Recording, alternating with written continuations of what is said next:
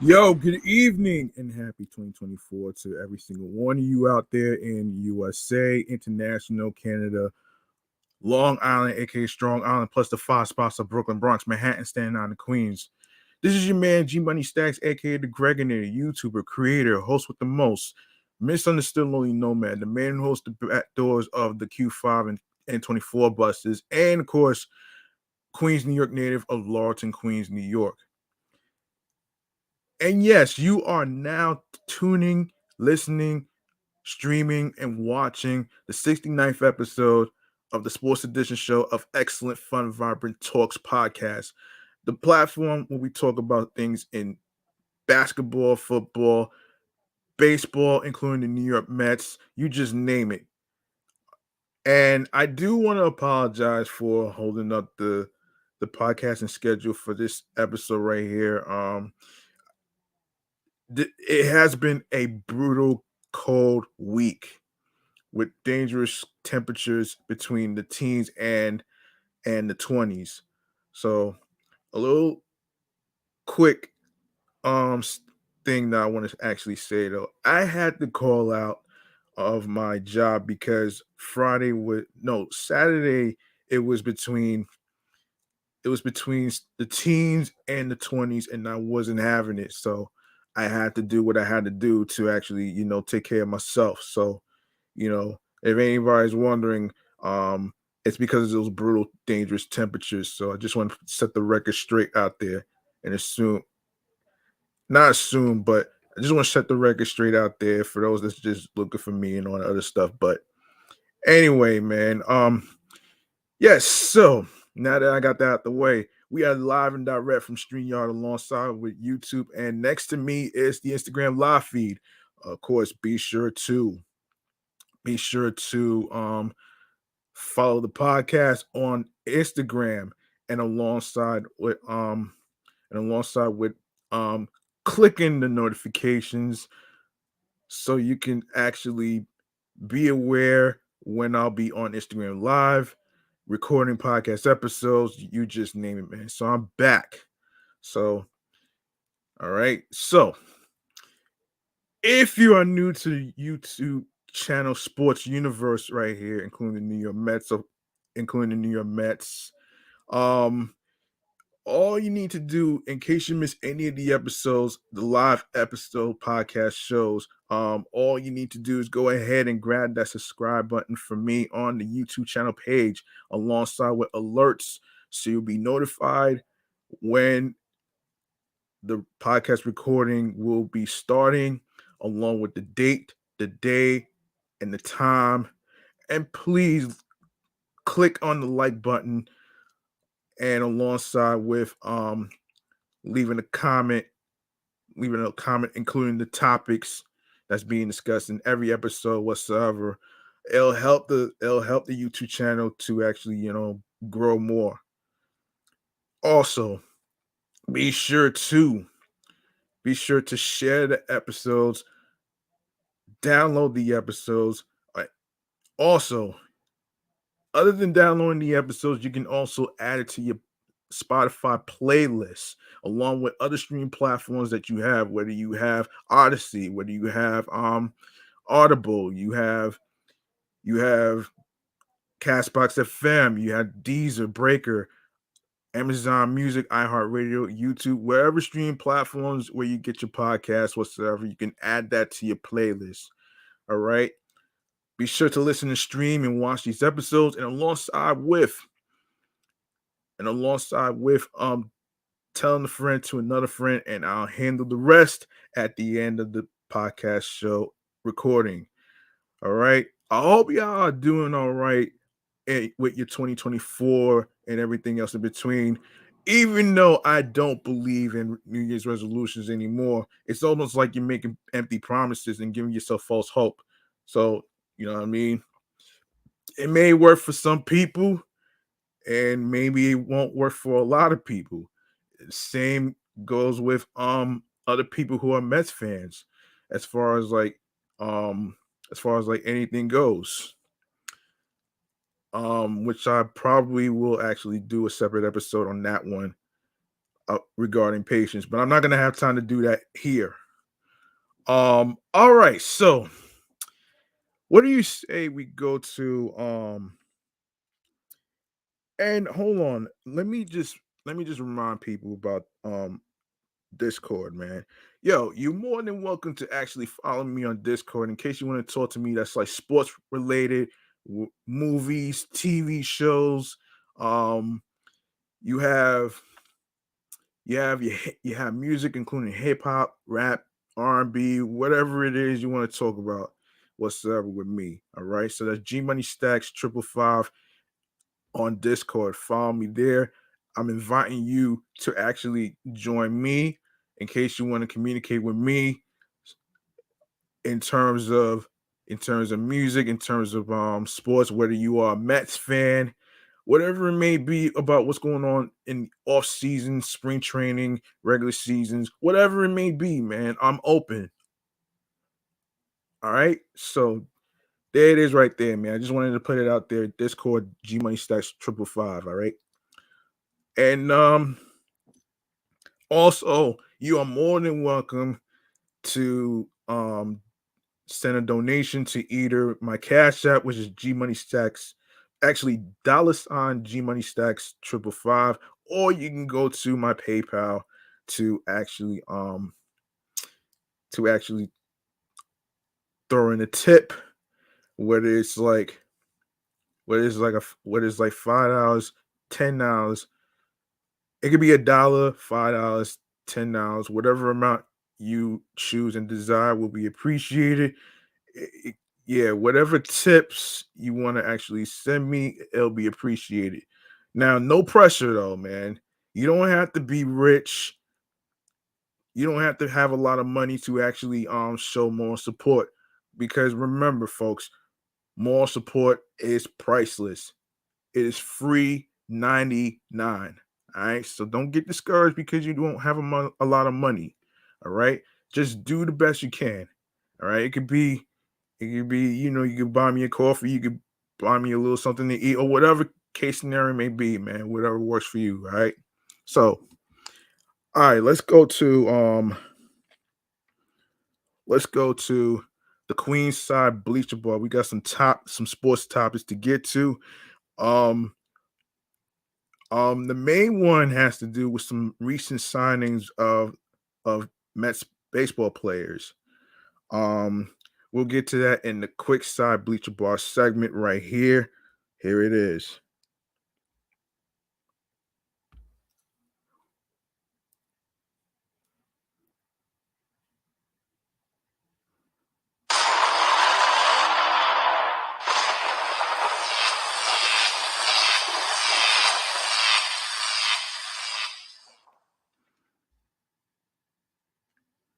All right.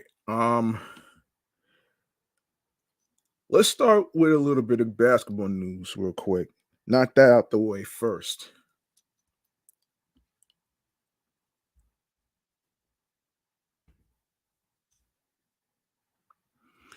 All right.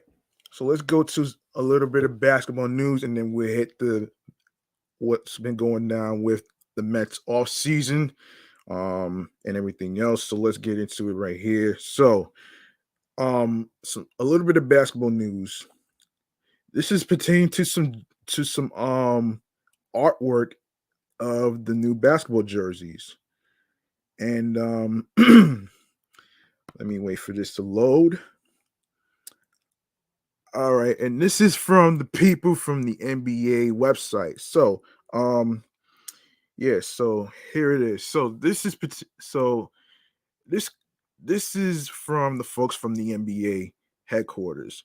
Of course, so today Nike and NBA and its teams unveiled the 2023-2024 Nike NBA City Edition uniforms, which represents the stories, history, and heritage uh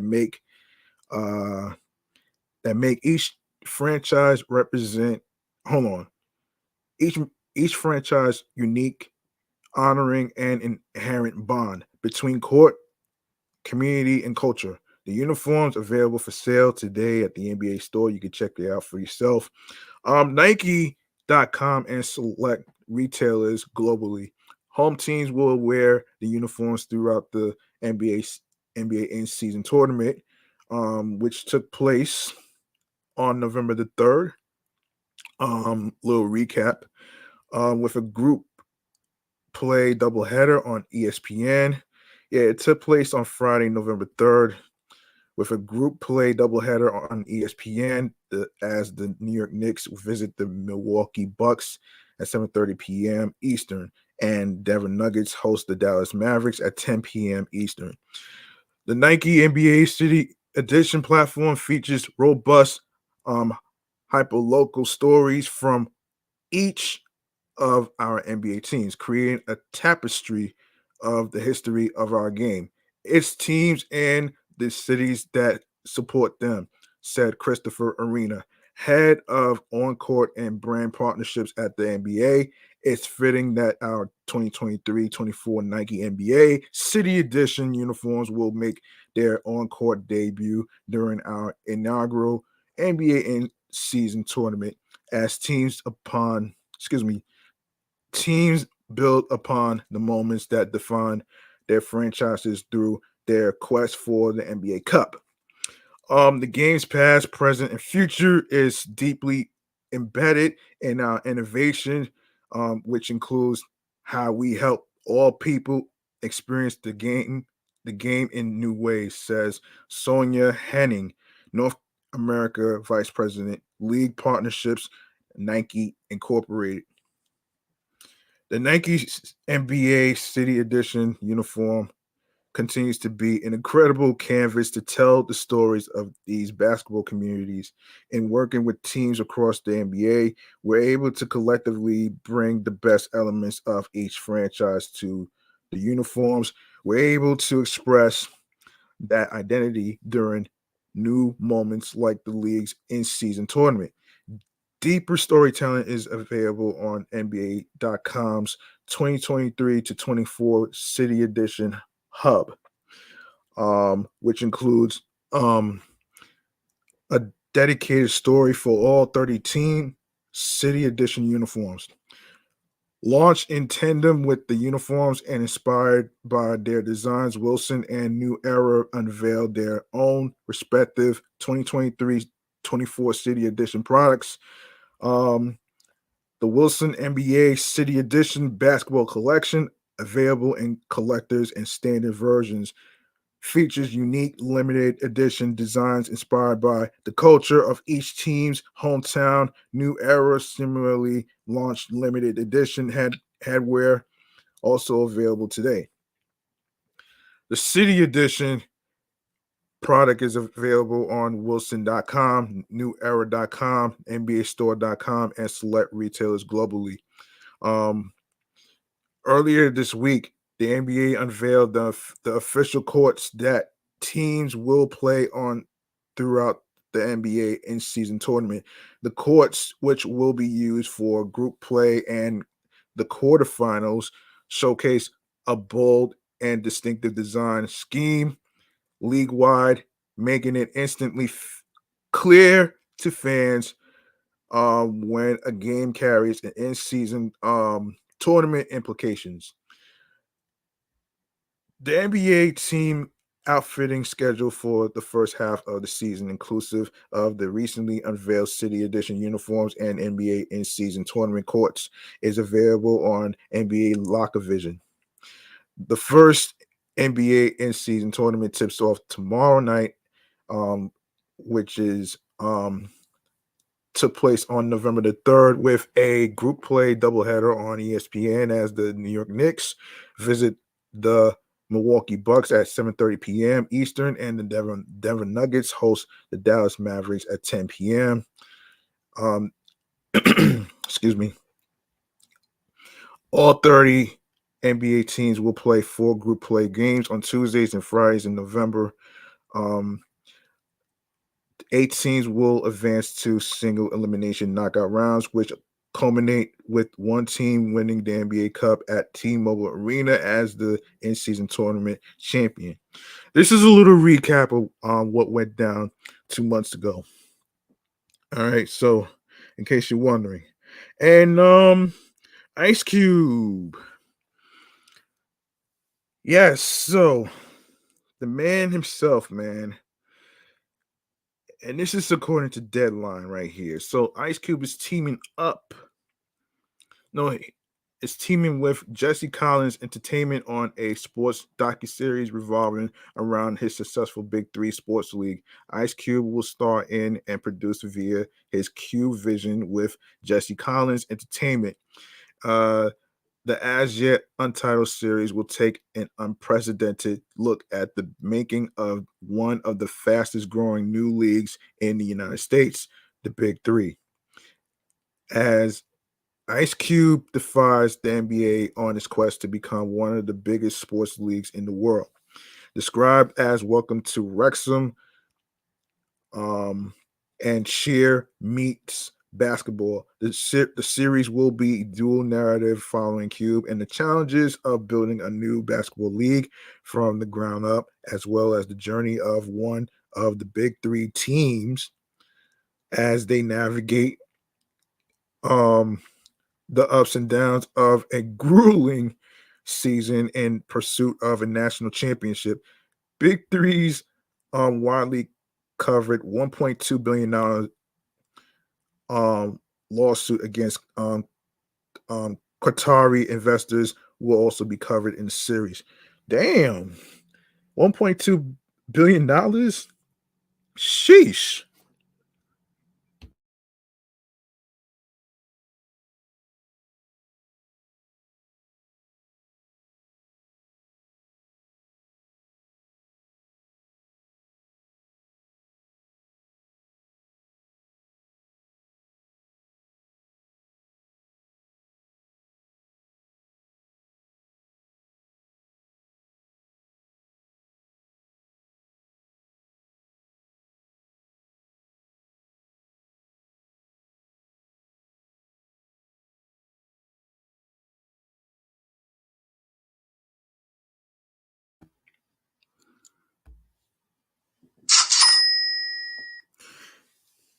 Yeah, sorry about that. I had to take a little sip of water, folks. So just bear with me. All right. Um, where were we? Yes. Yes. In January 2017, Ice Cube, along with entertainment executive Jeff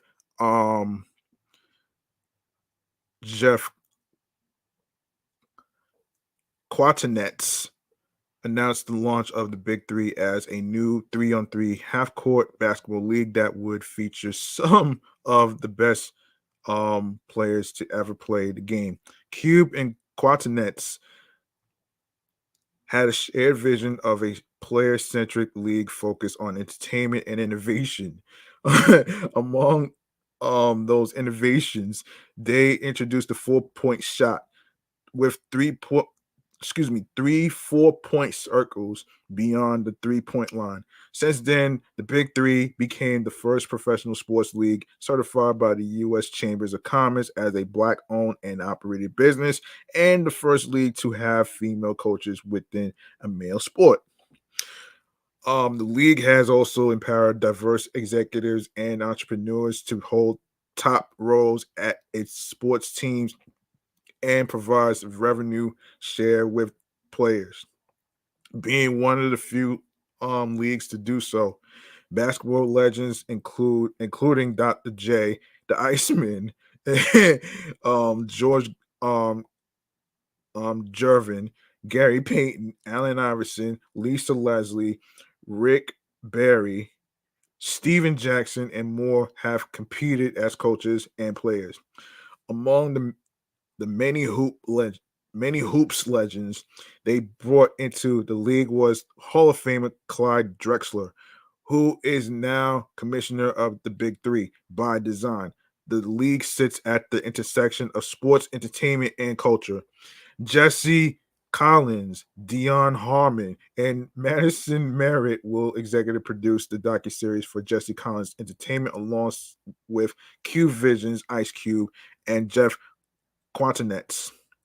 Jesse Collins Entertainment has a multi-year overall agreement with Viacom CBS cable networks on the TV side and features the company has a first look agreement with Viacom's film entities such as Paramount Players.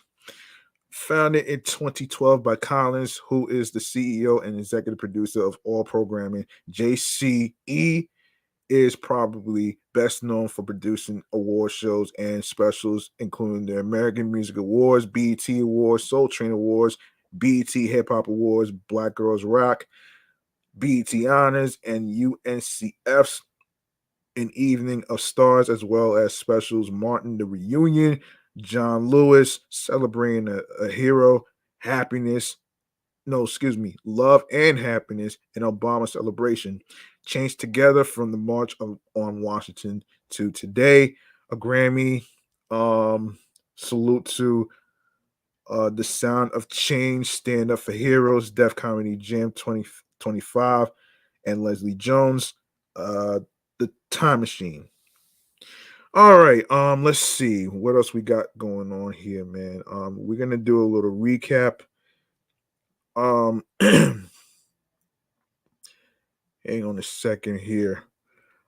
Now we could go into a little. Now we can go into. Hold on a second. Let me see if I covered the bases of the. Yes, I did. All right. So. All right. We need to talk about. Hang on a second here. Yes, let's talk Juan Soto. Of course, obviously. Of course, obviously we have a hold on a second here. All right. Yeah, we got a rumor alert in regards to Juan Soto, and then I'll break down the official acquirement of Juan Soto going to the Yankees. Um all right. Sorry. Sorry about that. Yeah, so we got a rumor alert in the air that we need to talk about as Juan Soto. So let's get into it right here.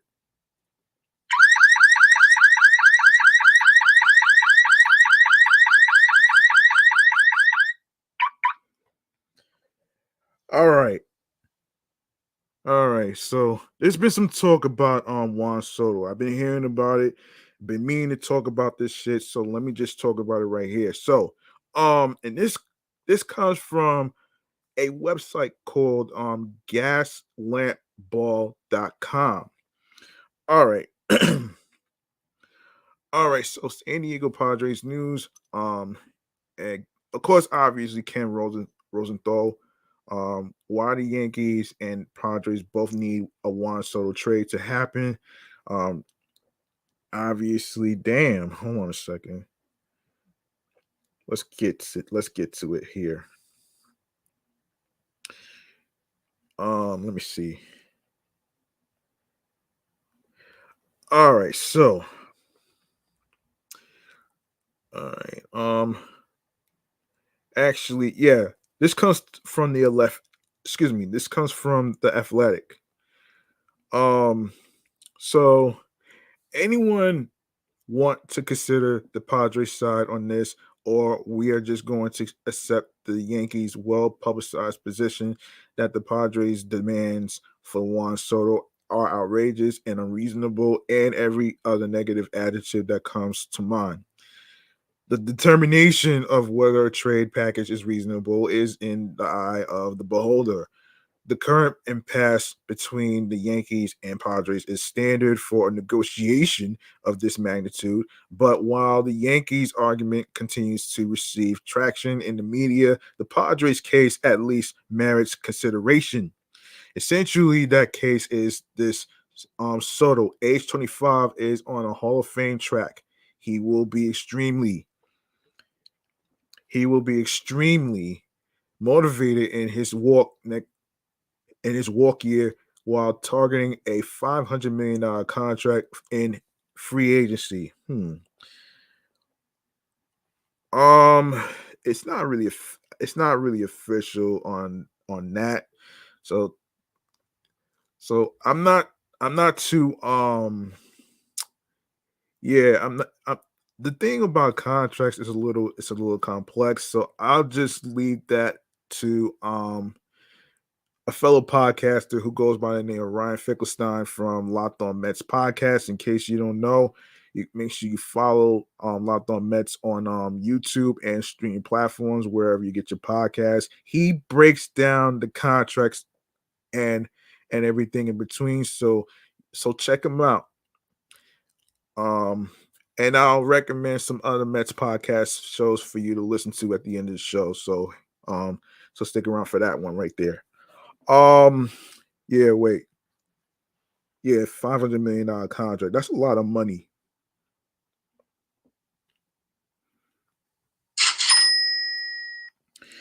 Yeah. Yes. Thus he represents less of a risk than, say, free agent outfielder Cody Bellinger, whom MLBTradeRumors.com projects will receive a 12-year, $264 million deal. Ooh. Once again, it remains to be seen.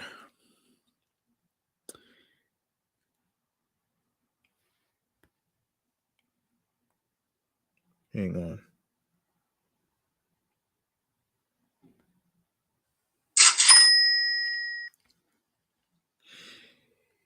Yes. The Yankees and other interested clubs naturally have their own view. They know their chances of signing Soto to an extension, as the Dodgers did with Mookie Betts after acquiring him, are extremely slim. Soto is represented by Scott Boras, which is the same person who helps Pete Alonso, who generally prefers his clients to establish their values on the open market. Soto also turned down a 15-year, $440 million offer from the Nationals, which is what prompted his trade to the Padres in the first place. And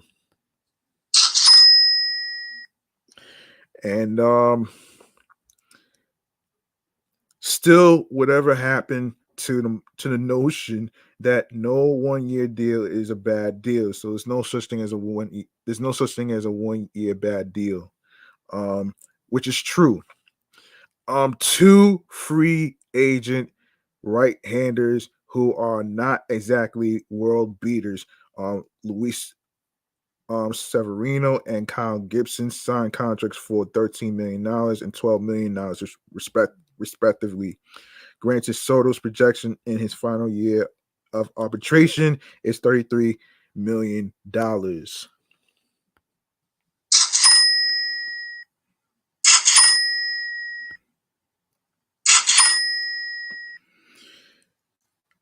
Um, but the team that acquires him will be getting a hitter with a career 946 OPS, the third highest among active players with a minimum of 3,000 plate appearances behind Mike Trout and Aaron Judge.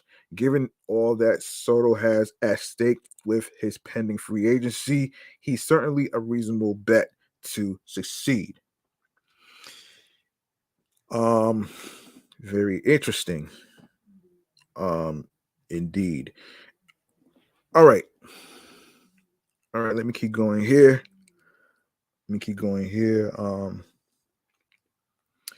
Yes, so and Trent Grisham, the center fielder for the Padres reportedly are seeking to attach to Soto, at least in their talks with the Yankees. Let's not make him out to be an albatross at the level of David Price, whose inclusion in the Betts deal depressed the return for the Red Sox to get Betts, and the Dodgers took on $48 million of the $96 million remaining on Price's contract. Ooh, Grisham, um, who has batted 191 with a 647 OPS. The past 2 seasons might not prove the answer for the Yankees in center field. But his projected arbitration number is relatively pittance, $4.9 million. Wow. Wow.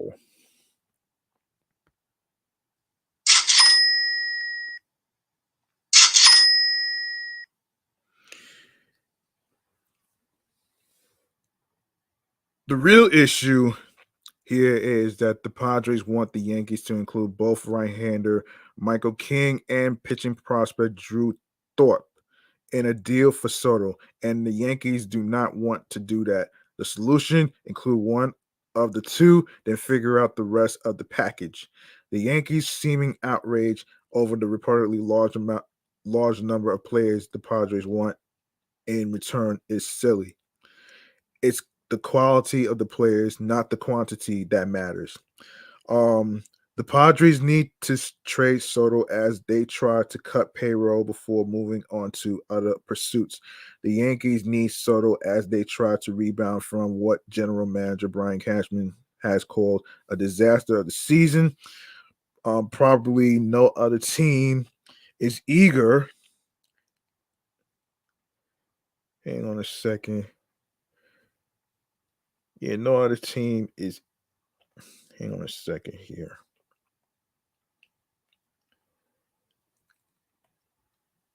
Hang on a minute here. I'm sorry.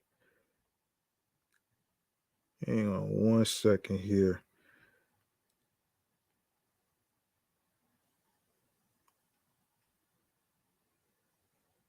Hold on. Hold on a minute. Was not expecting this. Yeah, where okay, so this is where I left off here. Yes, so um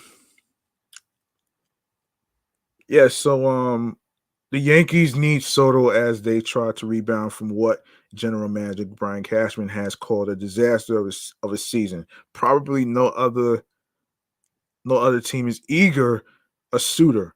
Hence the reality of the situation. Both teams need this trade. The rest is just noise. Okay, now that that rumor is already hold on a second here. So that rumor was debunked. So um that rumor was debunked, by the way, folks. Um let's debunk this rumor real quick.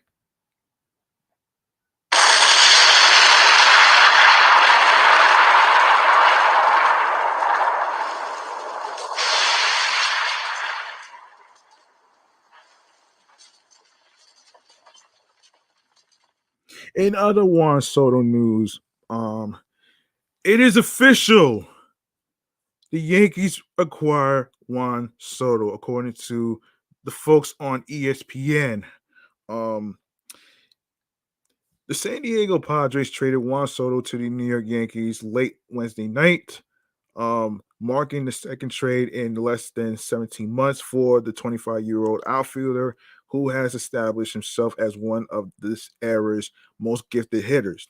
The Yankees also received outfielder Trent Grisham from the Padres as part of the 7-player deal. In exchange, San Diego received right-handers Michael King, Johnny Brito, and Randy Vasquez, starting pitching prospect Drew Thorpe, and catcher Kyle Higashioka. Hold on. Kyle Higashioka. New York went into the offseason in search of the two everyday left-handed hitting outfielders and acquired both this week. On Tuesday night, they completed a rare trade with the rival Boston Red Sox to acquire Alex Verdugo in exchange for 3 pitchers. A little more than 24 hours later, the Yankees and Padres swung the deal that had been highly speculated about for several weeks. The two sides had agreed on the players in this deal as of Tuesday night, and seemed as if they were but complete the deal by Wednesday afternoon, sources told ESPN. However, the logistics of clearing the medicals while some trainers were flying, particularly with regard to Thorpe, who ended the 2023 season on the injured list with a subluxation in his non-throwing shoulder, delayed the process until close to midnight on the East Coast. Padres general manager AJ Prella, speaking shortly after the deal was finalized, said he received interest in Soto from as many as 10 teams over the past couple of weeks. It's very difficult to make a deal where you are trading a player the caliber of Juan Soto, Prella said, but if we did that, we wanted to make sure we shored up a bunch of needs.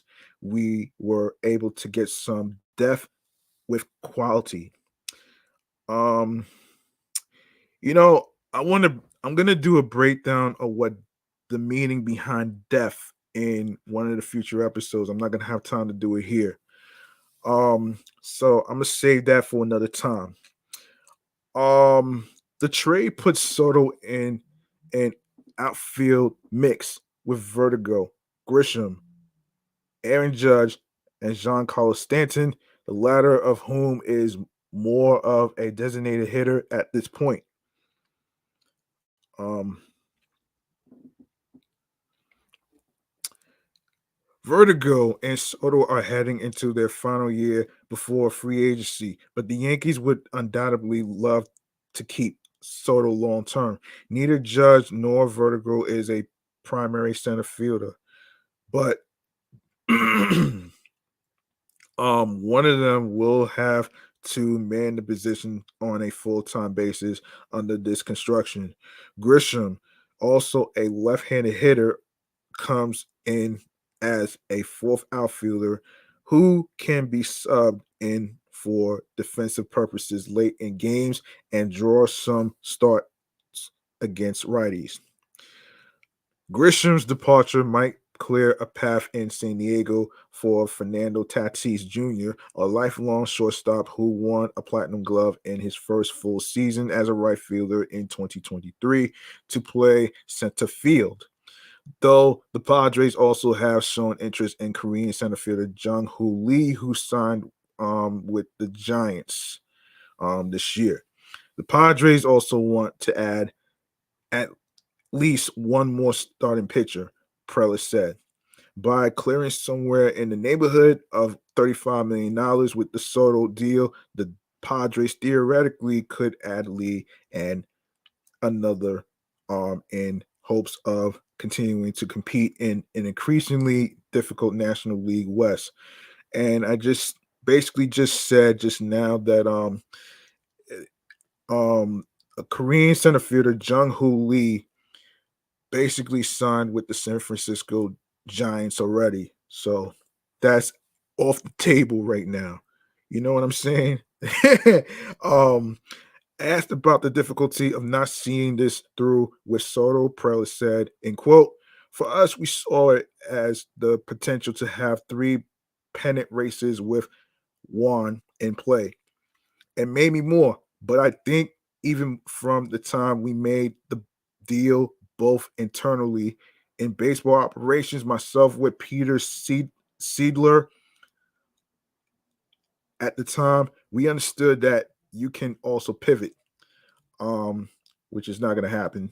That's just part of having elite players, is that there's always interest for elite players and premium type talent. We understood that. The Padres initially acquired Soto by sending an impressive haul of prospects headlined by shortstop C.J. Abrams, starting pitcher Mackenzie Gore, and three other highly regarded young players to the Washington Nationals in August 2022. The Padres' plan was to have Soto for 3 playoff races before he ventured into free agency, teaming him with fellow superstars Tatis, Manny Machado, and eventually Xander Bogaerts. Instead, they got only one. The Padres rode the acquisitions of Soto and star closer Josh Hader all the way to the NL Championship Series in 2022, but they did not make the playoffs during a thoroughly disappointing 2023 campaign. The ensuing offseason found them with a desire to cut from a payroll that had exceeded $250 million and fill out a rotation left barren from several free agents' departures. Ooh, wow. Wow.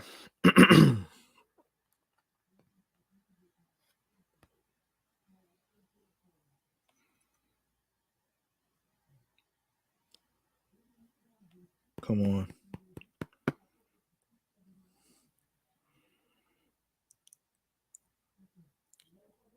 Come on, come on. All right. Let me see. Where was I? Where was I? Yes, trading Soto proved to be the Padres' best, most efficient path. But it was also painful. Since debuting as a 19-year-old in 2018, Soto, with his combination of patience and power, has slashed 284, 421, 524 with 160 home runs and 483 RBIs in 779 games, making all making 3 All-Star teams and winning 4 Silver Sluggers. In that 6-year stretch, Soto has drawn 640 walks, and struck out 577 577 times, a rare ratio at the time when pitchers routinely throw into the triple digits with devastating breaking pitches. Soto won a batting title during the slam-demic shortened season in 2020 and led the majors in walks in each of the next 3 years, accumulating 412 free passes while striking out 94 fewer times, but also amassing 91 home runs. His adjusted OPS of 157 is the 5th highest all time through a player's age 24 season, trailing only Ty Cobb, Mike Trout, Mickey Mantle, and Jimmy Fox, according to ESPN stats and information. The Padres never formally offered a Soto contract extension, partly because they got the sense he preferred to venture into the open market, a common occurrence for high-profile Scott Boras clients. Um, and yes, let me hang on a second here. And yes, the Padres payroll is expected to be in the neighborhood of $200 million next season, a sizable drop from 2023, but still a big number throughout the industry, especially with regard to their market size. End quote. I think we're going to run very competitive payrolls over the next 5 years, and I think we're going to have a very competitive payroll this year, Preller said. But it's just what's the best way to use that dollars, that player, and ultimately we decided to go add 5 players that I think are going to potentially play on our roster this year versus one very elite player, and also Trent Grisham. He's a really good center fielder as well. We'll see how it goes, but I think adding those players right now and then being in a spot to do some more things round out a club that's ultimately the route we went with. The Nationals trade of Soto, whom they originally signed out of the Dominican Republic, came after he declined a reported 15-year, $440 million extension, prompting them to go into rebuilding mode. Soto finished 2022 with a career low of 853 OPS, but his numbers picked up. picked back up in his first full season with the Padres in 2023, during which he slashed 275, 410, 519 with 35 home runs, and 109 RBIs while playing in all 162 games. The Padres began the offseason with only Joe Musgrove and Yu Darvish remaining from their 2023 rotation, as the free agencies of Blake Snell, Michael Wacha, Nick Martinez, and Seth Lugo left them with as many as 3 holes to fill. The Soto trade helped alleviate some of that need.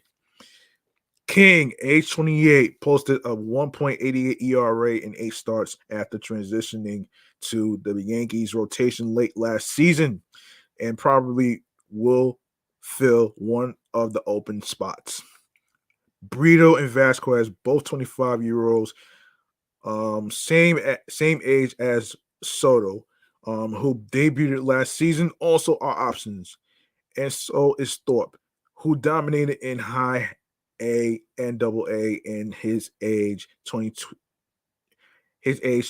season in 2023, going 14-2 with a 2.52 ERA while striking out 182 batters and issuing 38 walks in 139 and 1/3 innings.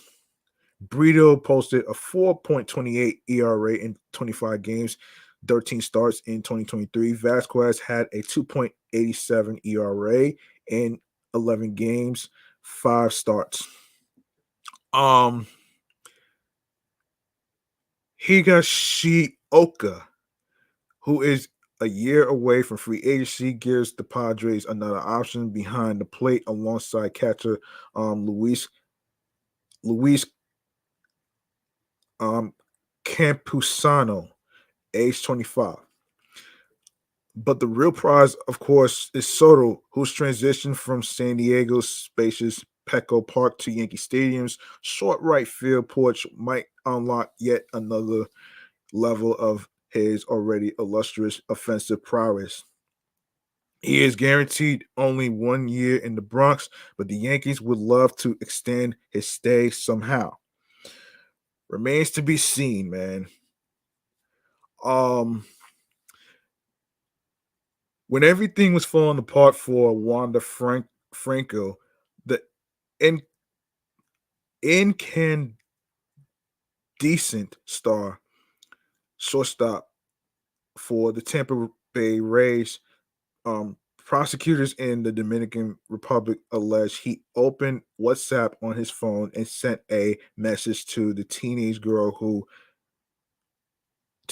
with whom he carried on a months-long, relationship and paid to remain quiet about it. Oh, brother. What an idiot. My girl Franco allegedly wrote in Spanish, "If my team realizes this, it could cause problems for me. It is a rule for all teams that we cannot talk to minors. And yet I took the risk and I loved it." Whoa. Well, this is crazy. This is crazy, man. That's not something you do, man. That's not something you do.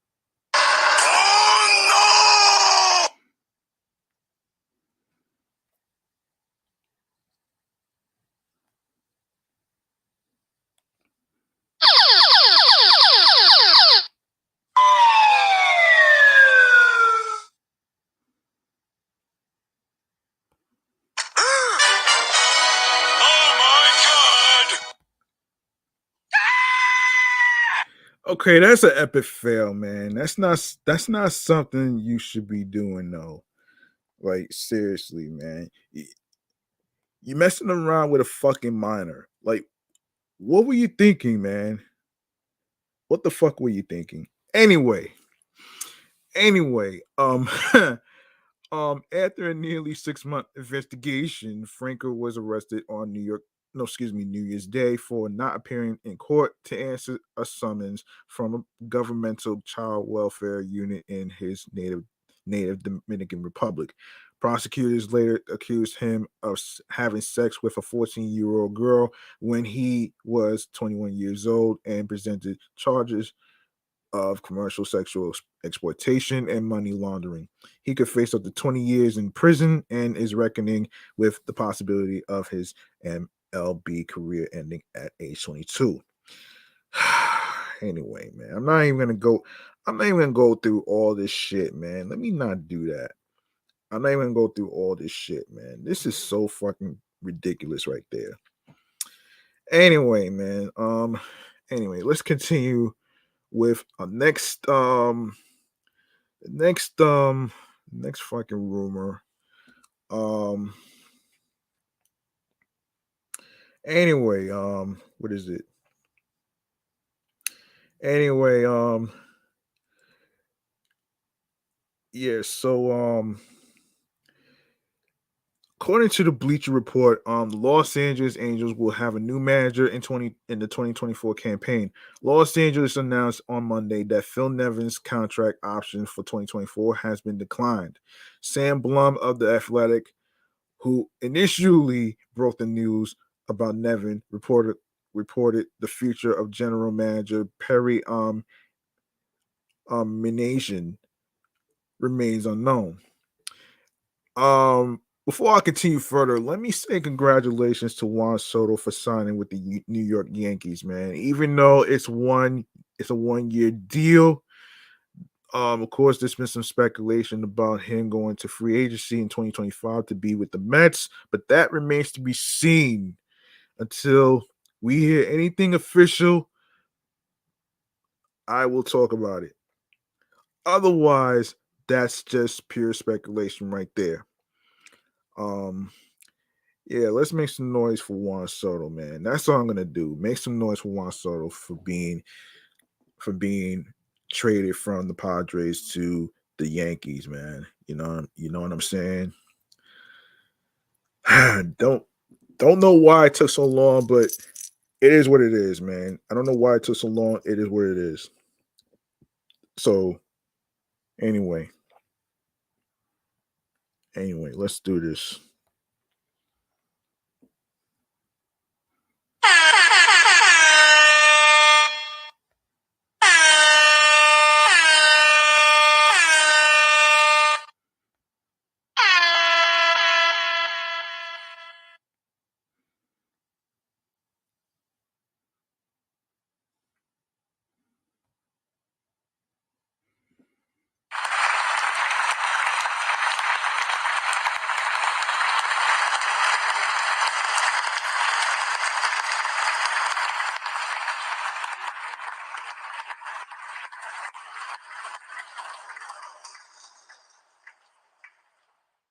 Okay. Let's continue where we left off here in the Bleacher Report. So, Jeff Fletcher of the SoCal News Group added that Minasian appears to be safe as he is set to hold a press conference tomorrow. So it says, while ESPN's Alden Gonzalez also reported that the general manager was expected to return. Let me see this shit.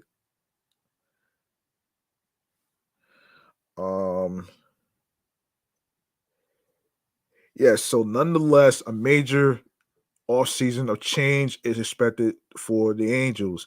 Two-way superstar Shohei Ohtani is set to hit free agency and will be the most sought after and expensive signing in MLB history. The Angels reportedly will entertain trade offers if star outfielder Mike Trout seeks an exit. Hmm. Let me see. Let me see. Yeah, I will talk about Shohei Ohtani in a future. Hold on a second. Yeah, I'll talk about that in a future episode. Um, all right. Let me see. Let me see. Let me see. Yes. So, um, yeah. When it's brought up in the off season, you've obviously got to talk about it and think about it. Trout told Fletcher in early September regarding a potential trade elsewhere. I haven't thought about it yet. There are going to be some conversations in the winter for sure, just to see the direction of everything and what the plan is. So a major revamping of the roster seems more possible than ever after 9 straight seasons without a postseason appearance and 15 straight years with a playoff series win. The former All Star player spent the 2022 season as an interim manager after Joe Madden was fired and took over the full time gig ahead of the 2023 campaign. In his 2 seasons, he led the Angels to a 119 to 149 record, finishing third in the AL West last season and fourth, this year. The Angels stood at the crossroads ahead of MLB trade deadline of August 1st and decided to make a push for a postseason berth, something they've never accomplished in the Otani era. A trend they clearly hope to end in effort to keep him past this winter, trading for pitchers um, Lucas Giolito and Ronaldo Lopez and hitters CJ Cron and Randall Grichuk. At the time, they were 56 and 51 and on the fringes of the wild card chase. It proved to be an ill-fated decision. The Angels went 17 to 38 the rest of the way. Both Otani and Trout suffered injuries that ended their seasons, and Giolito, Lopez, Grichuk, Matt Moore, Dominic Leon, former Met, and Hunter Renfroe were all placed on waivers. There were bigger disappointments in the 2023 season, no doubt. Teams like the San Diego Padres, New York Mets, and New York Yankees had massive payrolls and failed to reach October baseball. Um, but if the Angels lose Otani in free agency this winter and potentially trade Trout as well, the 2023 season may be remembered as the organization's trading Babe Ruth for cash considerations moment. Cash considerations moment. So Nevin, fairly or not, will always be associated with what could eventually be remembered as the worst year in Angels history, and his replacement may be tasked with the unenvious task of sweeping away the ashes and rebuilding the house. All right, so let's see. Um, let's see. So let's see what we have next. Let's see what we got next though. Let me make sure. So, by the way, the name of the episode is basically Make the New York Mets Postponements and City Field Roof. City Field Roof is pertaining to Steve Cohen, who wants to look into this. So we're gonna get into it right here. So, and this is from the folks from the New York Post. Um, if there's a choice and I get a vote, I say spend for a retractable roof for City Field over free agents to be Julio Urias, Aaron Nola, or Matt Chapman, or all three, or over Shohei Ohtani even. I'm not kidding. After this weekend's total washout of the eagerly awaited Braves versus Mets matchup, I'm willing to try anything. Let's check the scoreboard. Friday, an uncomfortable rain-shortened loss. Saturday, rain out. Sunday, rain out. This weekend, a total waste. Of course, I'm always up for spending other people's money, and it turns out I'm not above borrowing other people's ideas either. It was Dave Lennon of Newsday who raised the idea of a retractable roof for Citifield on Twitter the other day. He obviously imagined this while waiting between raindrops, which never stopped for 48 hours. Maybe the whole idea is crazy, but smarter folks than me, and maybe even Lennon, have considered it.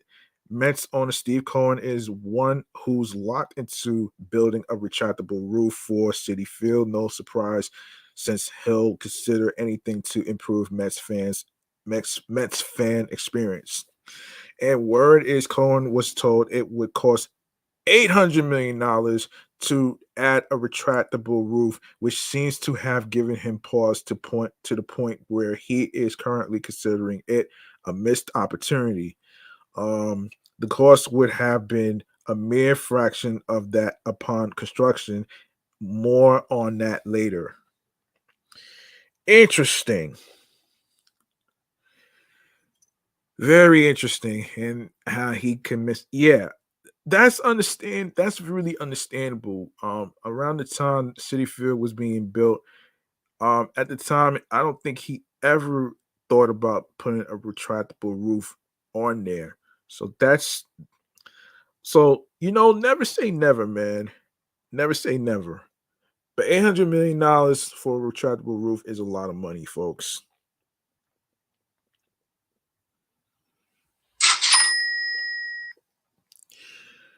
Um, all right. So, um, yes, so at one point in our text exchange Sunday, he suggested an alternative to my retractable roof suggestion. Let's put small umbrellas on helmets.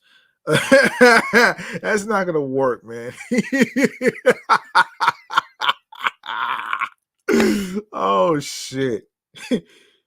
Oh my gosh. Which I took to mean that a roof on City Field is even less tenable. At least to him at the moment. I'm like, why would you put an umbrella on on helmets? That's not gonna work, man. Oh shit. A roof was added to Arthur Ashe Stadium on the other side of the 7th train for a mere $150 million, but a tennis court is much smaller than a baseball field. Damn. The 800 million figure might even be light considering inflation. And yeah, speaking of which, I think inflation might be lower at the moment. I could be wrong. So um I'll have to do a little research on the inflation part and how it's going. Um anyway, um hold on a sec. Yes, sources suggest the damn Wilpons. Speaking speaking of the Wilpons, man. Oh my gosh, man. I was watching Shays and Sons podcast, and they have a title called Wilpon Syndrome. If you guys don't know what I'm talking about, be sure to follow them on their YouTube channel page, Shays and Sons Podcast. Press the notification bell so you'll be notified when they'll be going live via live stream. All right. And you can also follow them on their social media pages as well. X, aka Twitter, Instagram, all that great stuff right there. So yeah, there you go.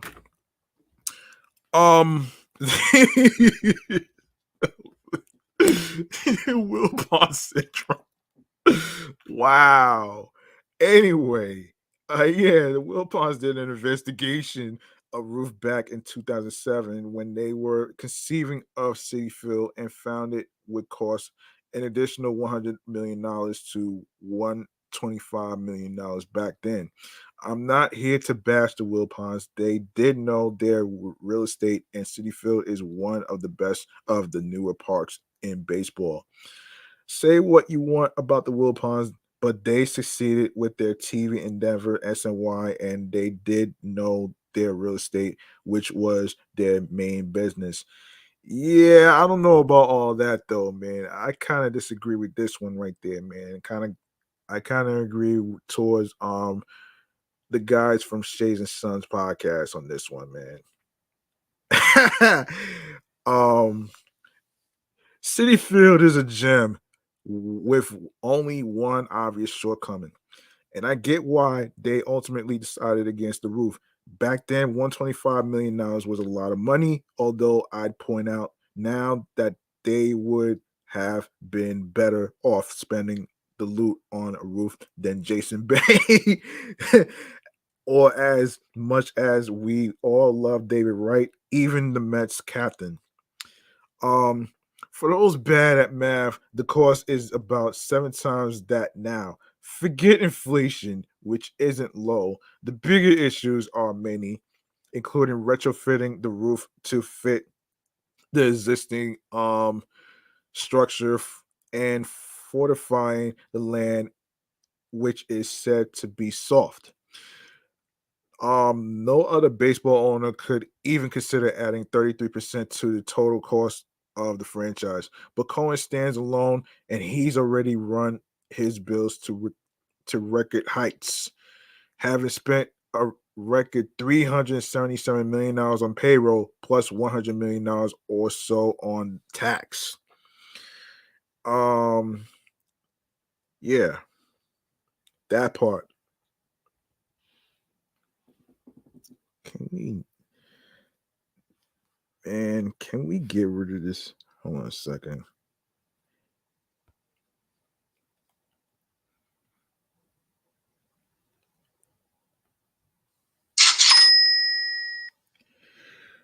All right.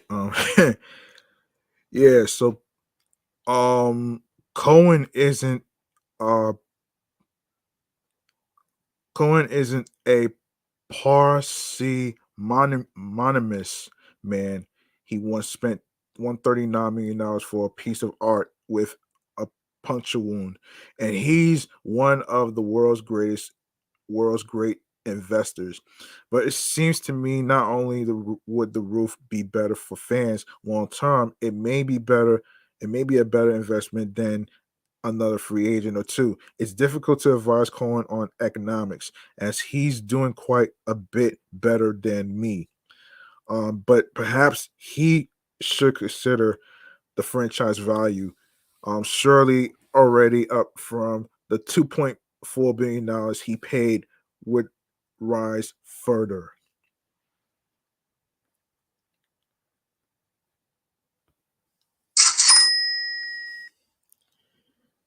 Um, yeah. That's crazy, man. Oh man. Yeah, that's a lot, man. Hey, so listen, um, yeah, there's more to this story too. Yeah, there's more to this story too. Hold on a second.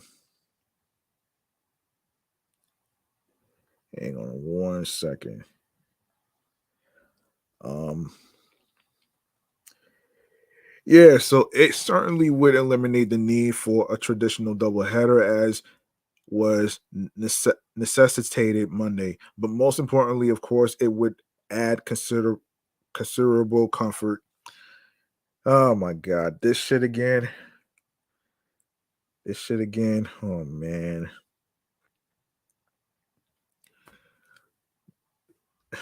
Hold on, folks. This is annoying ads, man. I'm not even gonna hold you on that one. This shit is annoying.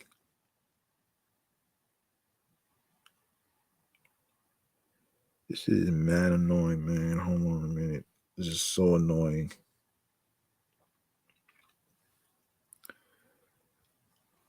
Oh my gosh. So annoying.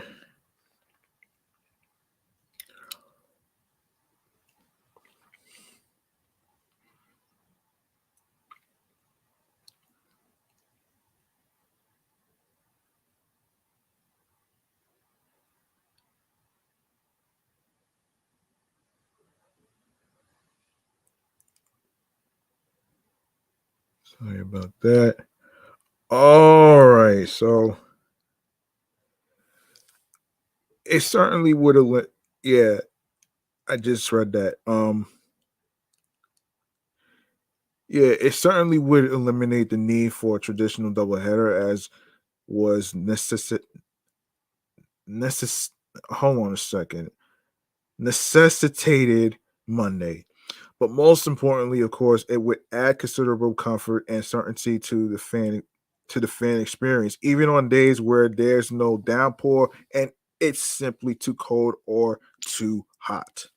I've never improved a home, but I also hear building improvements may come with tax benefits that's directly opposed to free agents.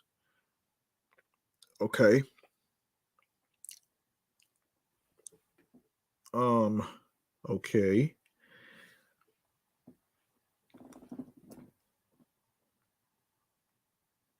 Free agents yeah.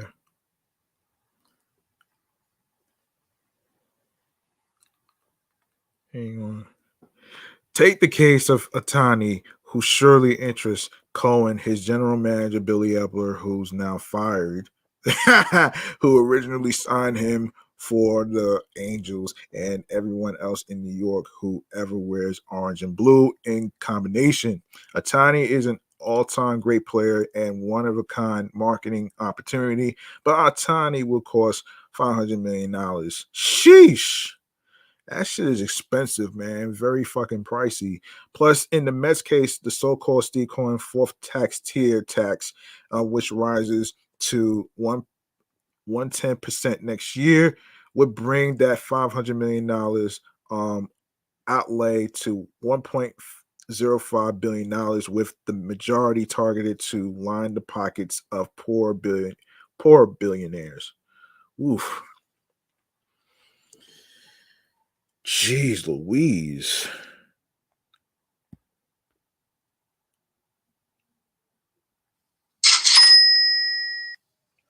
Jeez Louise, man. Um,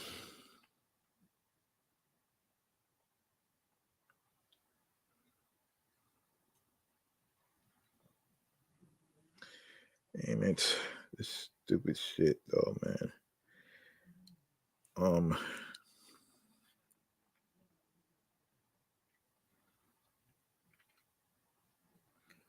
this is so ridiculous with these stupid ads. Anyway, Atani is a sexier toy. Um, no, excuse me. Atani is the sexier buy. Of course, many would say I'm all wet with his ideas, but on the contrary, I like to stay dry.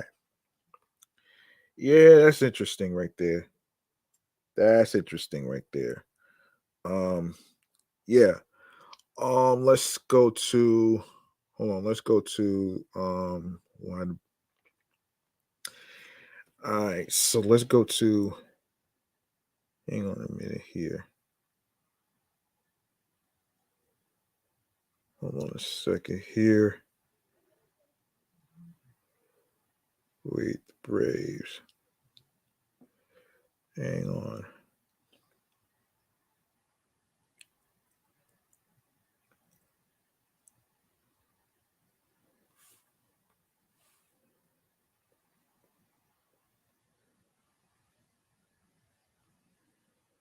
Um, hold on one second, folks. Wait, morning. Hang on a second.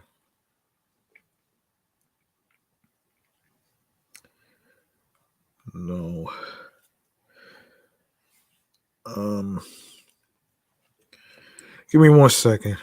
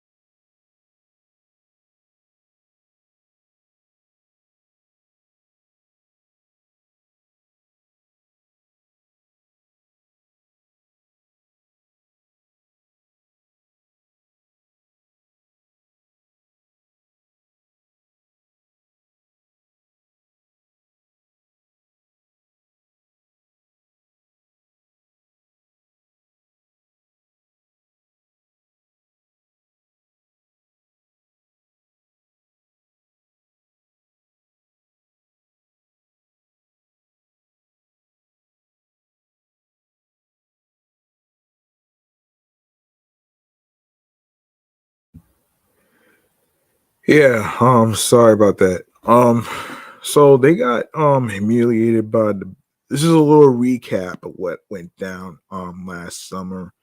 Um they got humiliated by the Braves, and manager Buck Showalter admitted that the Mets didn't pitch well and let a game get away from us on Saturday afternoon. Two things that really didn't need to be said after his team suffered the most lopsided home loss in team history. The Mets received a far better pitching performance from Jose Quintana in the nightcap of a day-night doubleheader against the Braves following an embarrassing 21-3 blowout loss in the matinee portion.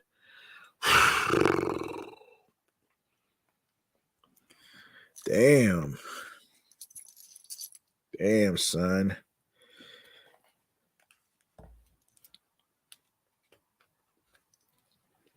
Damn. That sucks though, man.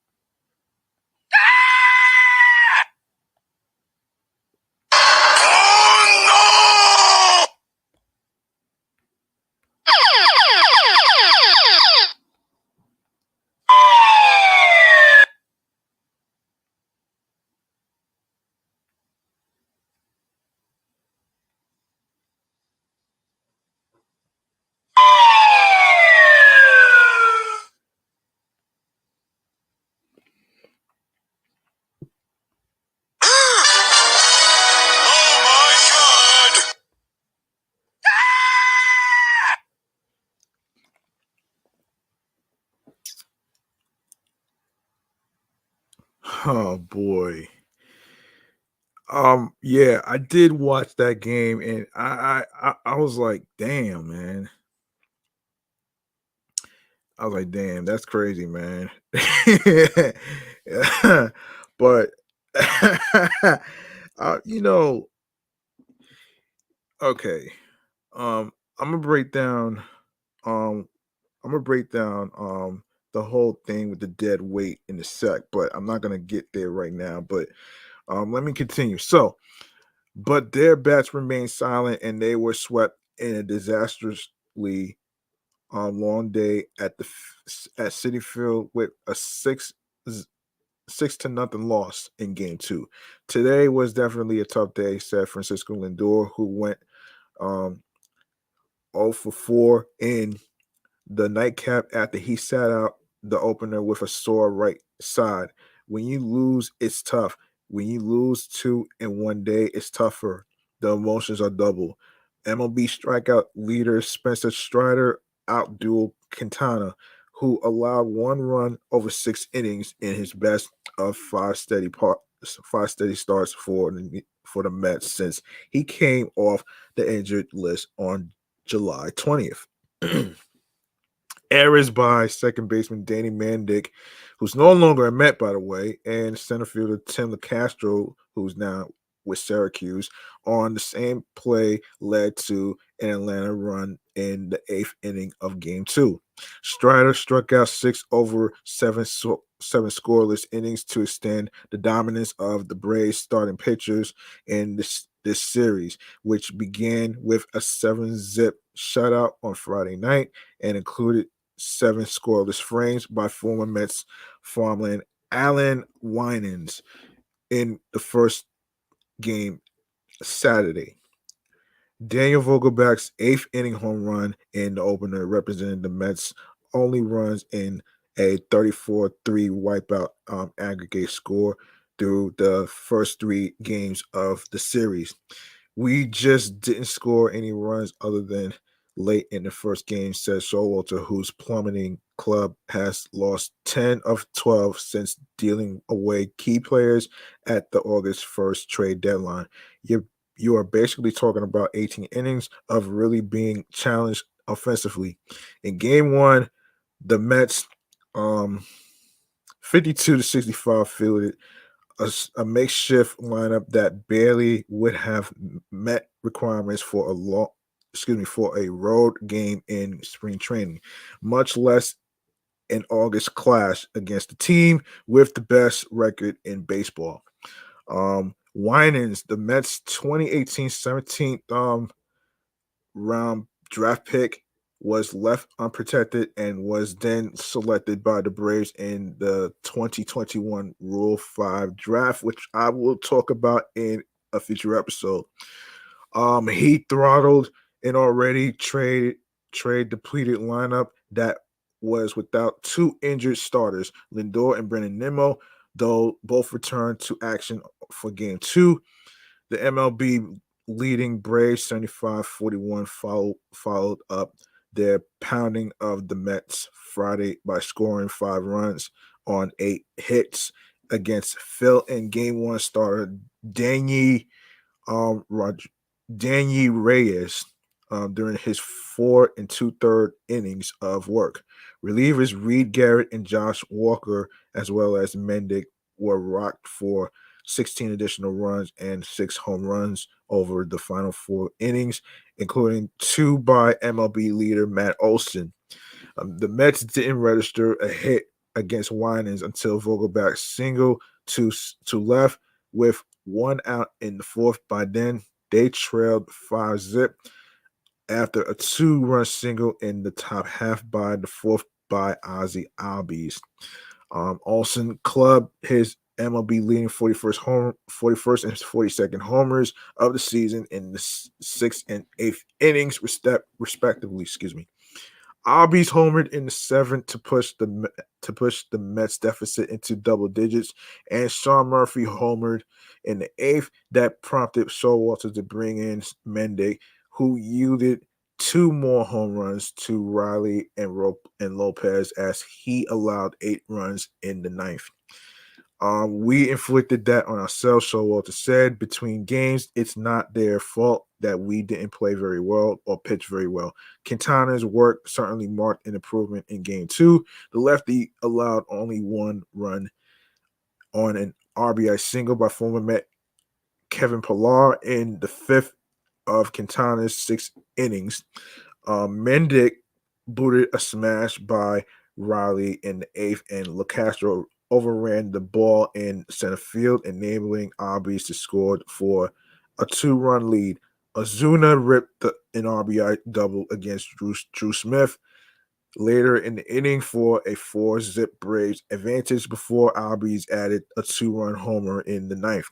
After the trade deadline, our season has been similar to how it was prior to the trade deadline. Lindor said, you go up, you go down, you go back up, but the lows have been longer than the highs. We just got to turn the page and play better baseball for this coming month and a half that we have. Yeah, of course I agree with this though, man. But listen, sometimes you're not gonna always go by the expectations of commentators on SNY and everywhere else. You're doing this for you. You're not doing this to just please everybody. You know what I'm saying? So, that's just a little bit of my take on it, though. Let me see.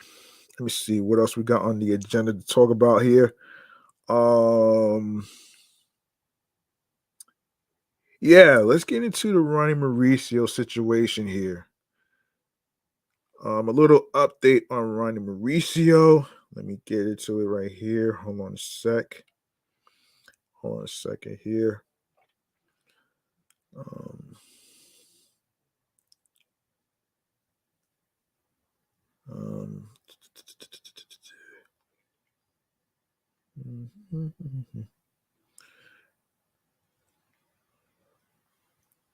Okay. So previously, I actually talked about this episodes ago in regards to Ronnie Mauricio, who actually had an injury. And this is an update actually in terms of what's going on. So, and this is from the folks from the New York Post. The best case timeline for Ronnie Mauricio's return to the Mets is September. Mauricio, the team announced Tuesday, underwent surgery to repair the torn anterior cruciate ligament, which is an acronym for ACL, in his right knee that he sustained last month playing in the Dominican Winter League.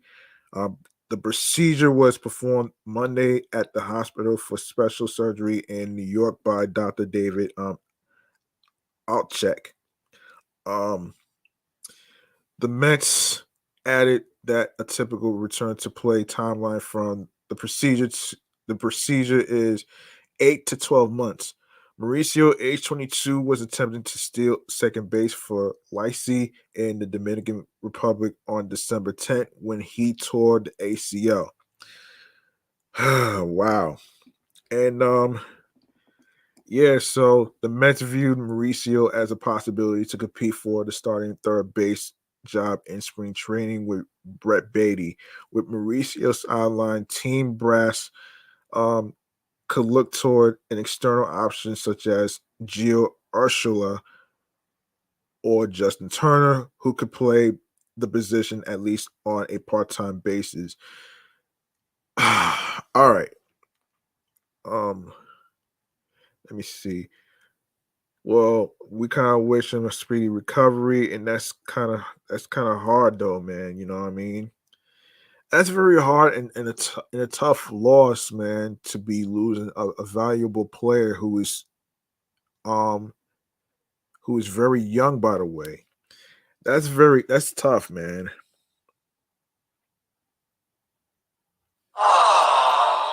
Yeah, that's very tough, man. You know what I'm saying? Um, let me see. If there's anything I need to talk. I do want to before I get into the signings and stuff. I do wanna go over the 2024 preview in New York sports. And I do want to talk about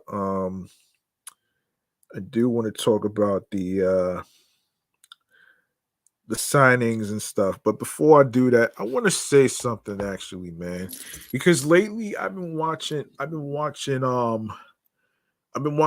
of YouTube videos with some Mets podcasters, right? And I do want to say this. I do want to say this though, man. Look, a lot of people um thought that Justin Turner was going to actually be returning to the Mets officially, but we haven't heard anything. We have not heard anything, and I think a lot of people pointed out that he's 39. You know what I'm saying? Close to 40. I mean, did we forget how we actually signed a player from the Astros, Justin Verlander, who's also 40? Have you not learned that lesson? Like seriously, I get the part where you want to actually find a potential fit for third base, right? I get that. But at the same token, adding somebody that's close to 40, who's now 39 right now, um, I get the mentor aspect and stuff, but I don't know, man. I'm a little conflicted about that, man. You know what I'm saying? I mean, everybody look, I think that I think from most of the videos that I've been watching as far as like the interviews and stuff that's been going on and stuff, I mean, the mission was to go younger, not older. Because you know what happened last time with Max Scherzer and with Justin Verlander. It ended up being a fucking disaster. Like, come on.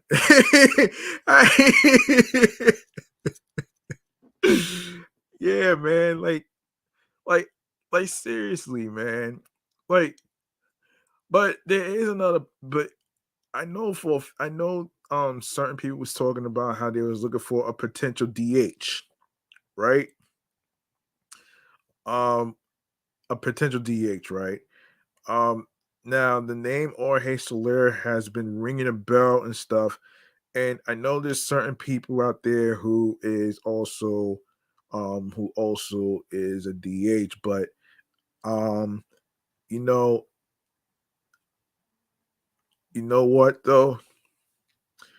I'm gonna save the DH part as far as like who could be a potential fit as far as anything goes for a future episode.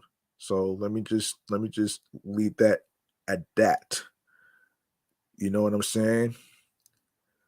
Um and um I want to touch on the preview of the 2024 in New York sports. So let's go to that right now. Let's go to that right now. Um all right, so let's go into that right there. So all right, so let's go here. All right, so the 2024 preview in New York sports. And this is from the people from amny.com. All right, let's go through this right here together. So a new year means heightened optimism and lofty resolutions. Well, not too many people believe in New Year's resolutions anyway, but I digress on that shit. Especially for fans of New York sports teams. After all, there aren't many other places to go than up. While New York City FC and Gotham FC have provided championships in their respective soccer leagues over the last 3 years, the Big Apple's Big Four teams are still in a drought. Um, since the Giants won Super Bowl 42 in 2012, the New York City area hasn't experienced a championship in MLB, the NBA, NHL, or NFL since. That's a long time for the Canyon of Heroes to be this silent for a local team. As Hope Springs as Hope Springs eternal in 2024, there are plenty of questions that need answering this year. So here are some of the most pressing top 10 questions surrounding New York teams in 2024. Can the Mets contend for the postseason in David Stern's first year? I'm going to break down the quotes that he said in a future episode. I'm not gonna have time to go through it right now. All right, so President of Baseball Operations David Stearns has had an in an an auspicious start to life running the Mets. A winter of death moves was supposed to provide the support system for the acquisition of Japanese ace Yoshinobu Yamamoto, which didn't happen. It did not happen actually. And for those of you who may know what went down, um, let me just do a little quick recap of what went down for what I've been watching on YouTube from the sports podcasters and stuff.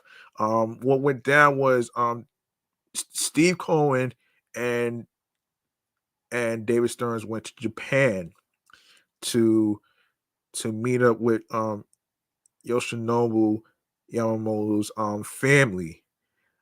And fast forward, um Yamamoto asked for a request to meet with them again. And then let's just say he played the shit out of Steve Cohen. He played the shit out of Steve Cohen just to go to the fucking Los Angeles Dodgers. Like, yo, that was some crazy ass shit though, man. Look, as far as like, um, I don't know, man. The negotiating tactic, I was like, yo, you got to be kidding me.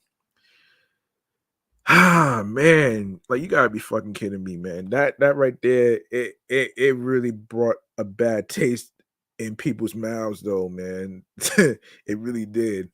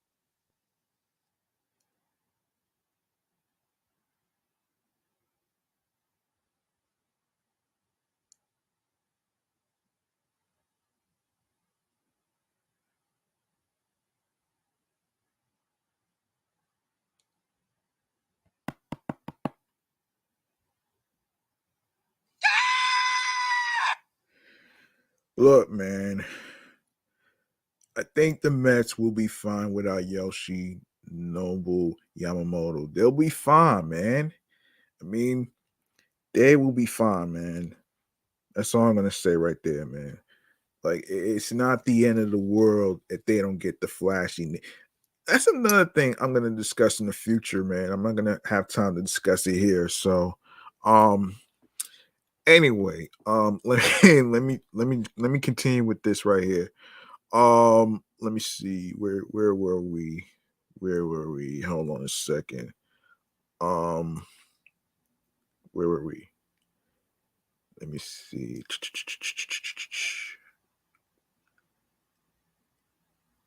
Oh, damn it. Hang on.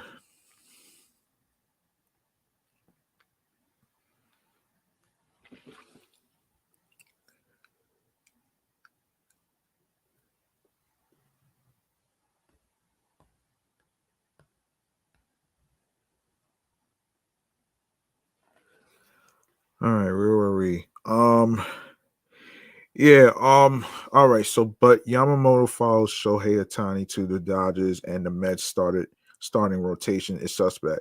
At the moment, behind Kodai Senga and Jose Quintana. They brought on Luis Severino and Adrian Hauser, but that won't move the needle much for a team that expects to at least be in the postseason mix this season. Um, the bullpen has been glued together, and a legitimate designated hitter is still necessary to bolster the middle of their lineup. But this appears to be the team the Mets will roll into 2024 with the only additions potentially coming from the farm system. So, of course, we have top prospect Luis Angel Acuna, an infielder, And number 9 prospect, Mike Vassell, a starting pitcher, could see the majors this year. On paper, though, this team looks like the third best option in the National League East by a considerable margin behind the Atlanta Braves and Philadelphia Phillies. Everybody wants to know what's going on with Pete Alonso, right? Pete Alonso is going to smash every power hitting record within the Mets history books if he stays in Queens, as Darryl Strawberry mentioned in the interview recently. Him and Dwight Gooden are retiring in jerseys this year. And for those of you who may not know, the retirement of the White Gooden 16 is in April. Hang on a second. Let me look this up. Let me look this up so I won't butcher the dates. Okay, retirement jerseys of the Mets 2024. Okay, so number 16, Dwight Gooden's number will be retired on April 14th, and Strawberry's number 18 will be hosted on June 1st. So mark your calendars and the dates so you don't miss out on anything. All right. So, where were we?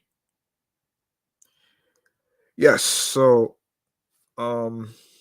yes, Pete Alonso. Yes. So that's proven to be a big if, though. The 29-year-old slugger is entering his contract year, and there has been zero progress about a potential contract extension that would secure him at center field for the long haul, and Stearns hasn't appeared all too worried about the prospects of having baseball's most prolific slugger over the past 5 years testing the open waters of free agency. By the way, he did sign a 1-year deal for 2025 as well. So I will actually break that down in a future episode. So I'll stay tuned for that one.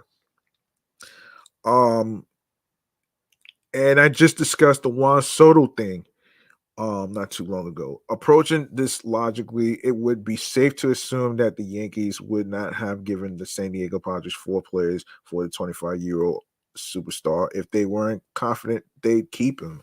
It takes 2 to tango, however. Alongside super agent Scott Boras, Soto hinted that he would be testing free agency regardless of how successful a season he has in the Bronx 2024. It's not going to be that hard because I have one of the best agents in the league, so said during his introductory press conference last month. I put everything on him and let him do his magic. My focus is to just come here and play baseball and try to win a championship. Will Garrett Cole get any help in the Yankees rotation? That's the question. The Yankees offense will not be short on power in 2024, but the starting rotation still leaves plenty to be desired behind reigning AL Cy Young Award winner Garrett Cole. Having also missed out on Yamamoto, the Bronx Bombers still have notable options to pursue if they so choose. Blake Snell and former Yankee Jordan Montgomery are still on the free agent market. Dylan Cease, which is not going to happen, is also being floated in trade talks by the Chicago White Sox. Well, yeah, he signed with them already. Yeah. As a matter of fact, he did sign with them. Yeah, and who will the Giants starting quarterback in 2024 be? So Daniel Jones' injury history is disappointing. Play when he was on the field in 2023 does not bode well for the Giants in 2024. There is a team opt-out in his contract following the next season, the midway point of his 4-year, $160 million pact with Big Blue, but General Manager Joe Schoen could look to find his successor this off season rather than the next one.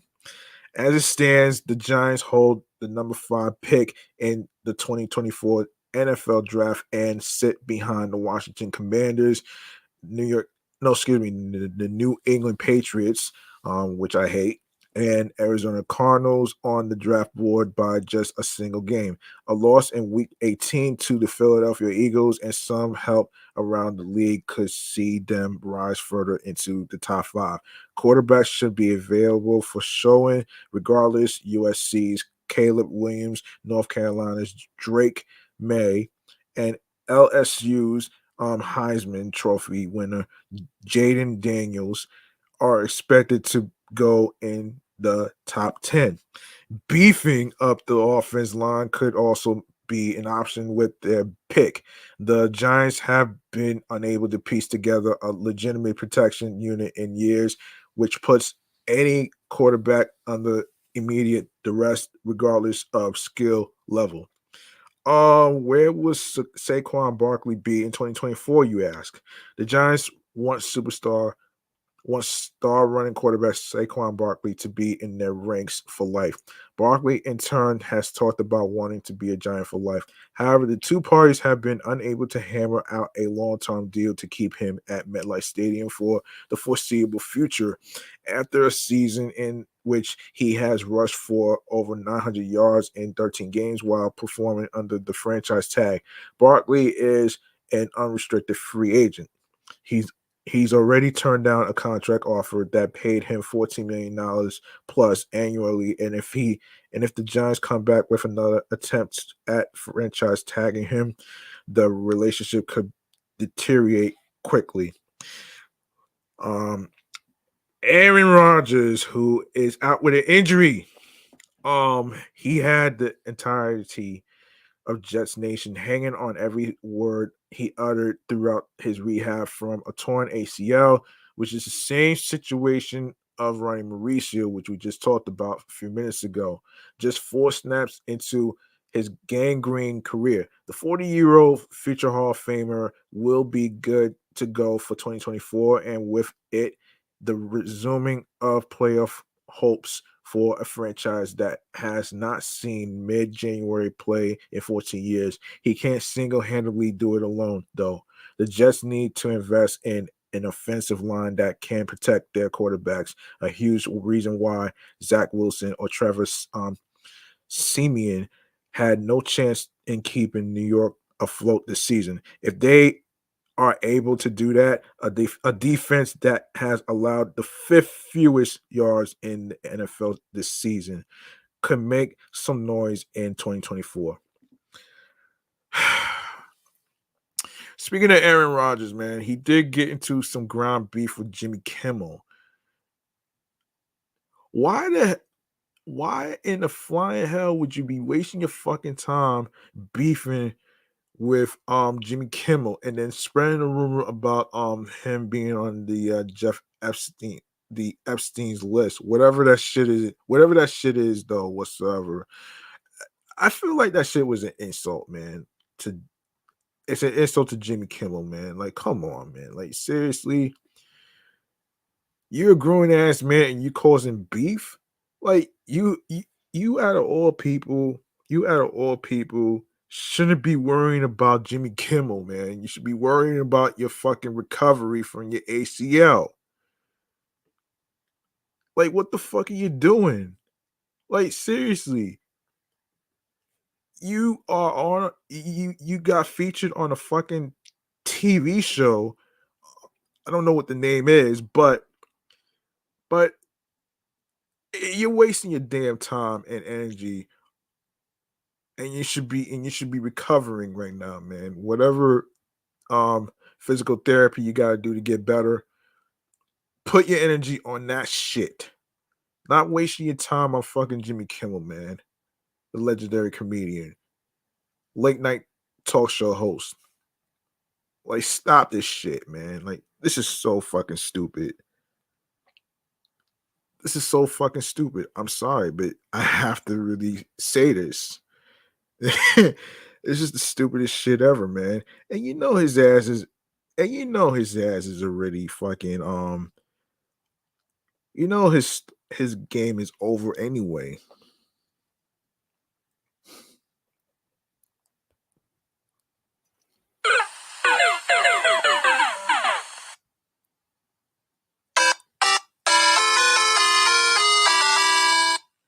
Yeah, that part too, man. I had to do that to this guy, man. He's wrong for that shit too, man. He really is. Yeah, he really is, man.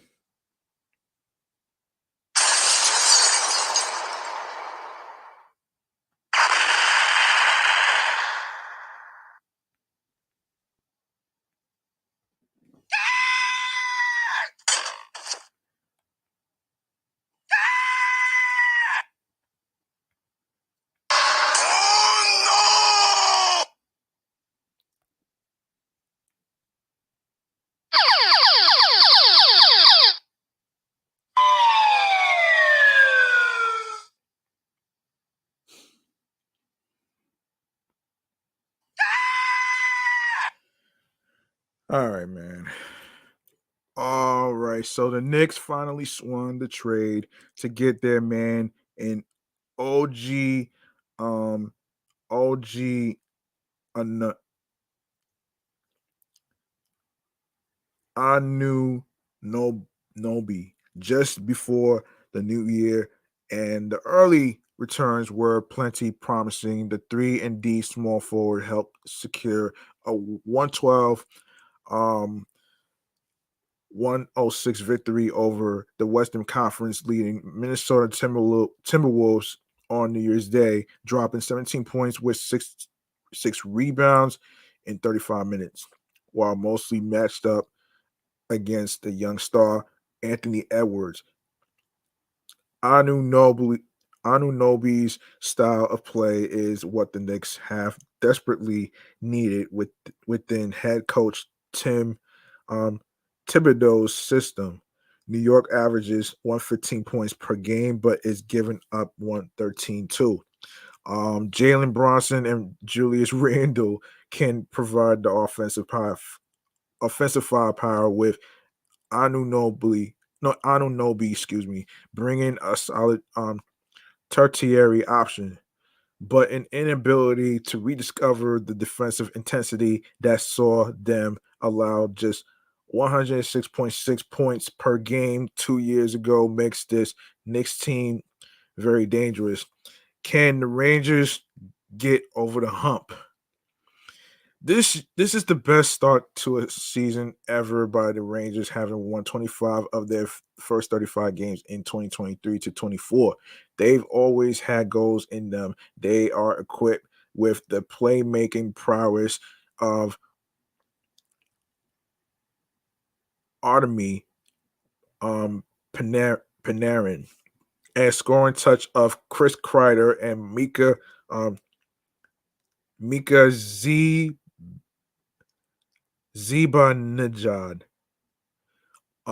But this Rangers team appears to be as well rounded as ever, allowing the fourth fewest goals in the entire Eastern Conference as we near the halfway point of the season. Making the playoffs is nothing new for this team. They've done that. They've done just that 14 times since the start of the 2005 and '06 season, but they've only reached the Stanley Cup final once, which they lost in 2014 to the Los Angeles Kings. We have seen how incredible regular season teams fare in the postseason. Just look at the Boston Bruins last year. In fact, just 8 out of 37 Presidents Trophy winners have gone on to win the cup. Um, are the Islanders a playoff team? They are streaky, dealt with issues closing out games, and have seen a regression from their goaltender and an injured defense. Yet the Islanders are knocking on the door of playoff contention this season, despite carrying a -9 goal differential heading into Tuesday night's game against the Colorado Avalanche.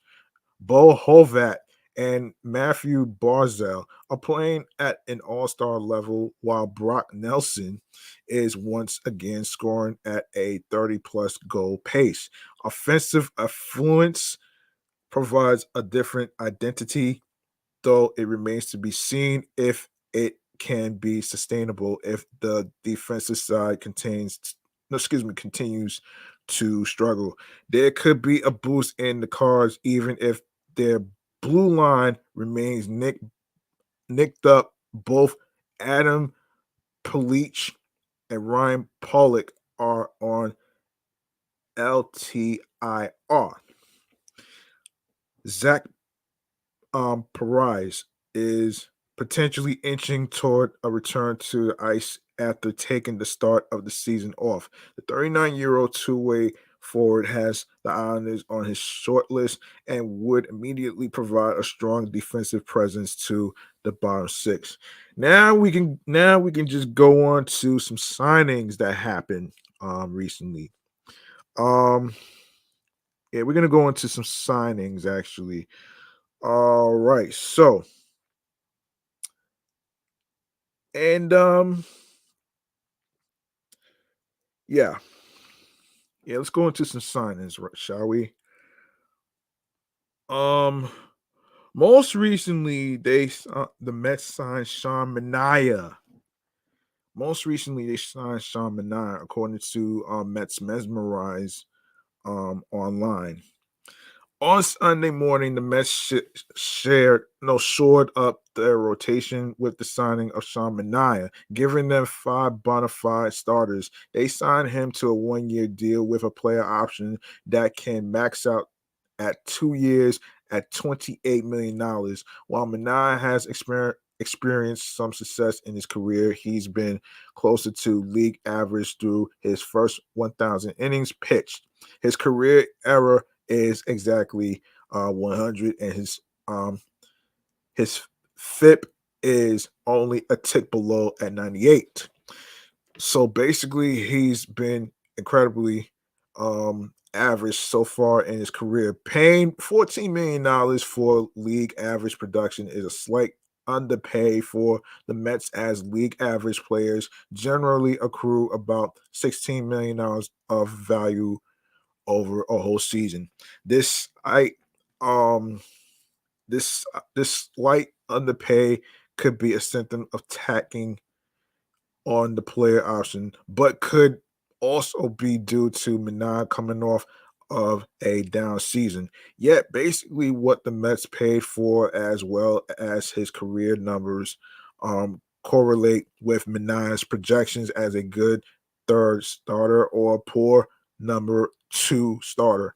Although there may be cause for optimism due to a few important changes Manea made leading up to and during the 2023 season. Mechanics. Manea underwent a major mechanical overhaul in addition to changing his foot placement on the rubber between his pitching appearance on May 17th against the Phillies and May 22nd against the Twins. From the 22nd until the end of the season, Manea threw 90 innings and had a triple slash line of 3.40, 3.04, 3.74, which is ERA fifth and X fifth in the 27.2 innings pitched prior. He had an unseemly slash line of 7.81, 6.69, 4.90. Manea has a very unique delivery and arm angle. He hides the ball very well and gets elite extension on his pitches. This makes it extremely difficult for hitters to pick up the ball out of his hand, which is a huge advantage and contributes to Manea's ability to tunnel his pitches. Manea had a history of shoulder trouble, which was mainly caused by improperly utilizing his body during his delivery as a way to generate power. He instead leaned too heavily on his arm to generate that velocity, which ended up adversely affecting both his health and his velocity. Coming into the season, Manea started utilizing his lower half much more efficiently and has exploded forward using the torque created in his hips.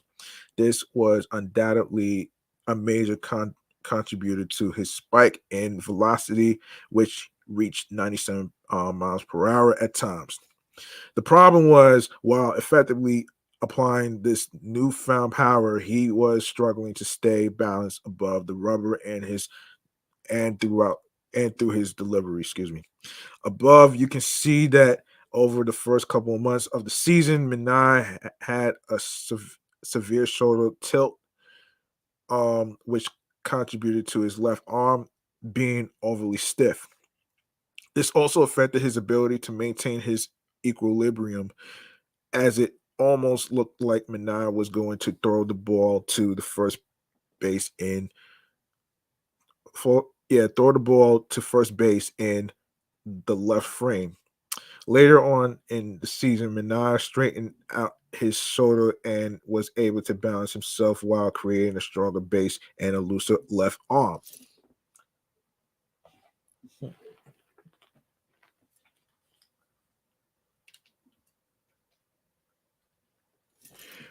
Um, looser left arm. Excuse me.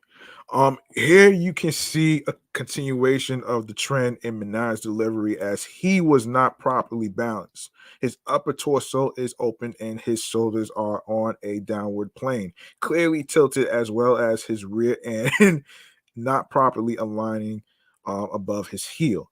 This was promptly fixed by Manea as in the right frame. He was able to establish stability over the rubber while maintaining control of his body and directionality, staying square toward the plate throughout his delivery. Finally, upon releasing the ball, you can see that Manea lowered his release point ever so slightly after making his wholesale mechanical alterations. Even more importantly, when considering that with both his back and shoulder on a straight plane parallel to the mound, his arm was taking a more natural path. You can see how much better Manea's steadiness was later on in the season, as in these images, he is sloping as he delivers the pitch on the left and is not aligned with his center mass. Um, on the right, he is straight up. His shoulders are parallel to the ground and perpendicular to his center mass. Maybe most importantly, Manea kept his right elbow properly tucked into the body, allowing him to stay square to the plate. While he must have made this change in addition to all the vast mechanical modifications, this was undoubtedly made simpler once Manea was properly stable throughout his delivery. As seen abundantly clearly in the last side by side, Manea's newfound balance led to him finishing his delivery while anything overly awkward happening to his body. While the left frame shows how athletic Manea is, it also shows a pitcher improperly finishing his delivery while putting undue strain on his body. On the site, Manea finishes his delivery upright and in a much more savory position. Repertoire. Manea experienced an extreme uptick in velocity this season compared to last, and that uptick did not vary much while he underwent his mechanical makeover. Manea spent the offseason working at Driveline Baseball, where he learned how to maximize his delivery and create more velocity. His fastball velocity spiked by 2.5 miles per hour, up from 91.1 miles per hour in 2022, which was his all-time low. His career average velocity was slightly under 92 miles per hour. So the increase was almost 2 miles per hour higher than he's been able to throw for most of his career. Interestingly, the Mets director of pitching development was one of the founders and key members of Driveline, and therefore may have an insider's view of how they help Manea improve. This can also be somewhat of a comfort for Manea, as he can now work on what he did last off season within the confines of the Mets pitching lab, while getting insight directly from Eric Jaggers. Based on the data from various outline sources, Manea seemingly switched to throwing a sweeper right after making the aforementioned mechanical adjustments. While this may be the case, it is also wholly possible the shape of his slider happened to change due to these mechanical adjustments. What we know for sure is that Manea can vary the speed of his sliders, as he has thrown them anywhere from the high 70s to the high 80s, to the high 80s, a pretty significant and unique range. What is unclear to me is if the data collected by the various outlets take Manea's mid-season adjustment in release point into account. If they calculate the movement of his pitches off an average of his release points, given Manea's 2 release points in 2023, it would look as if he was throwing 2 separate pitches. This can be backed up by the fact that when comparing his sweeper and slider based on shape alone, there are minimum differences. These differences, which may very well be statistical noise, exist in every area except for horizontal movement. As their vertical movement, spin, deflection, and extension are almost identical.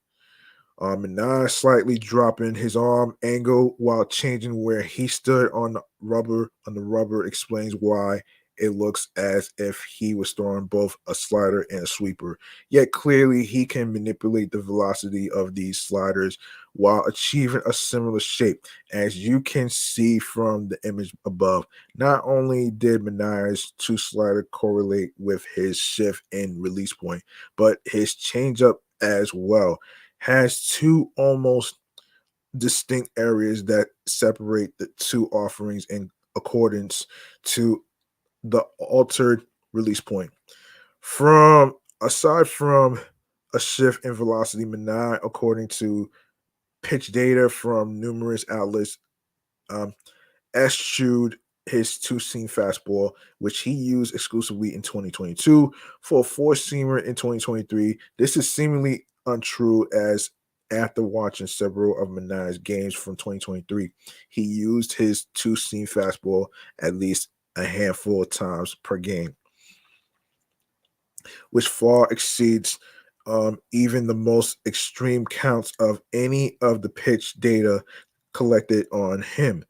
It is hard to determine how often Manea used each one of his fastballs. The fact that he was throwing both explains why it is exceedingly difficult to separate his fastballs from his release points in the same way we did, for his slider and changeup. Location. Put simply, when Manea has control, he is an above average pitcher. The years in which he was able to mitigate walks were the seasons in which he was above average, while Manea has never had serious walk issues. His walk rate has fluctuated throughout his career, and keeping his walks to a minimum is how he has succeeded. After going through his mechanical machinations, Manea did just that. suppressing his walks and having success. Yet, command still stands out as an area in which Manea has trouble. His ability to locate his repertoire within the strike zone eludes Manea at times, and what saves him from being overly hittable is his ability to tunnel his pitches. Damn. Um, the peculiar arm angle and excellent extension Manea gets help him keep batters confused and off balance. This is what provides him the luxury of being inexact with his pitches within the strike zone. That being said, this inability to locate his pitches consistently is the reason why Manea's ceiling is that of a good number of two starters and not of an ace. He is not fine with his location, does not hit the catcher's mitt with any consistency, and oftentimes leaves pitches over the middle of the plate. This is truly a weakness of Manea's, and if he can ever figure this part of his game out, he could become an upper echelon starter. While that is an unlikely outcome for Manea in 2024, he was not signed to be an ace. Rather, he was brought in to fill key innings for a team that sorely needed a horse, someone who may look spectacular at times, but will more than anything give a strong effort on the mound every fifth day. Seemingly, Manea has become a much better pitcher than people realize. His season was befuddling as he underwent an almost complete facelift during the 2023 season, which muddled his bottom line. Yet, when you combine scouting and stats, it tells the story of a pitcher who may have just started to figure things out. All right, let's go to hold on a second here. Hold on a second. We are going to go to Joey Wendle. Let's get that out the way. We're going to go to Joey Wendle.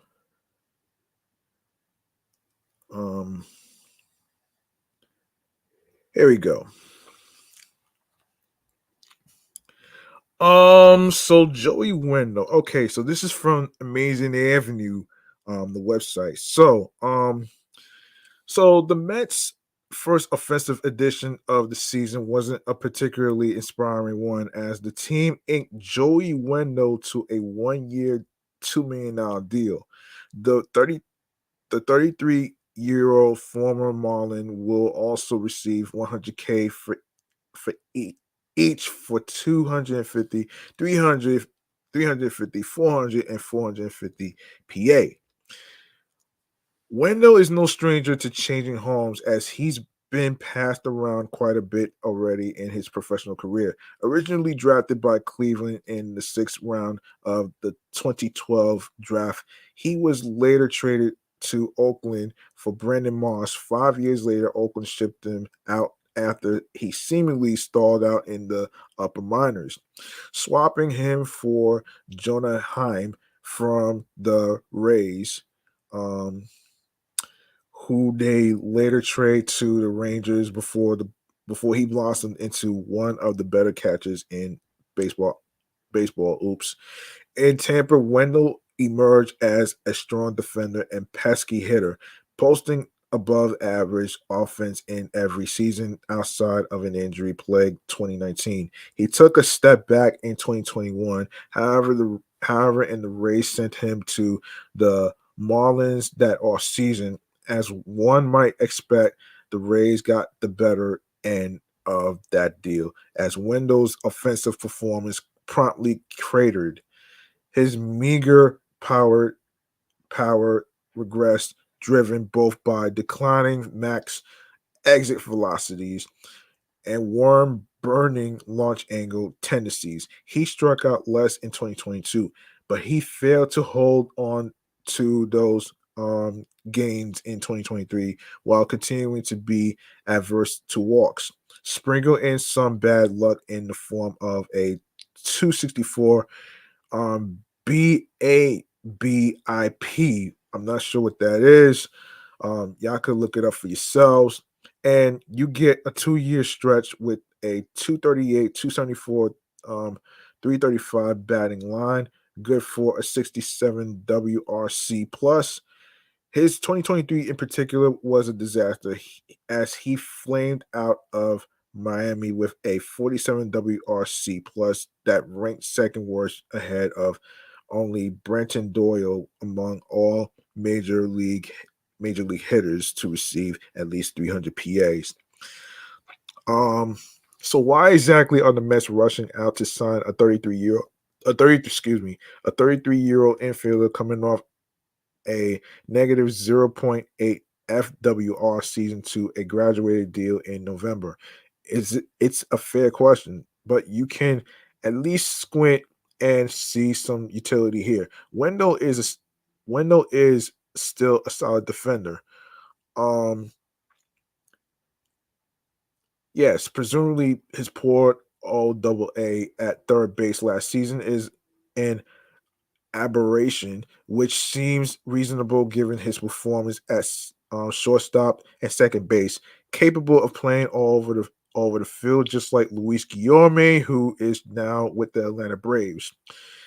He also logged time in the outfield earlier in his career, though the last time he stepped on the grass was back in 2018. His sprint speed isn't elite, but is solidly above average, helping him steal 19 based in 23 tries over the past 2 seasons. It's this last point that I think justifies bringing in Wendle to occupy Luis Guillorme's role on the bench. Both are punchless hitters with defensive flexibility, but Wendell's plus speed will let him function as a pinch runner late in games. Guillorme, by contrast, has well below average speed, something that really limited his utility as a bench piece in recent years. Um, at a similar cost, Wendell is a superior option. Wendell is also regarded as an excellent locker room presence, perhaps someone who can help a rookie manager stabilize a clubhouse that has been at times volatile in recent years. Um, let's see. Those plaudits aside, Wendell's fit is far from perfect. You ideally like a right-handed hitter for this role, someone who can protect Brett Beatty from tough lefties while he continues to adapt to major league pitching, or who can spell Jeff McNeil from time to time.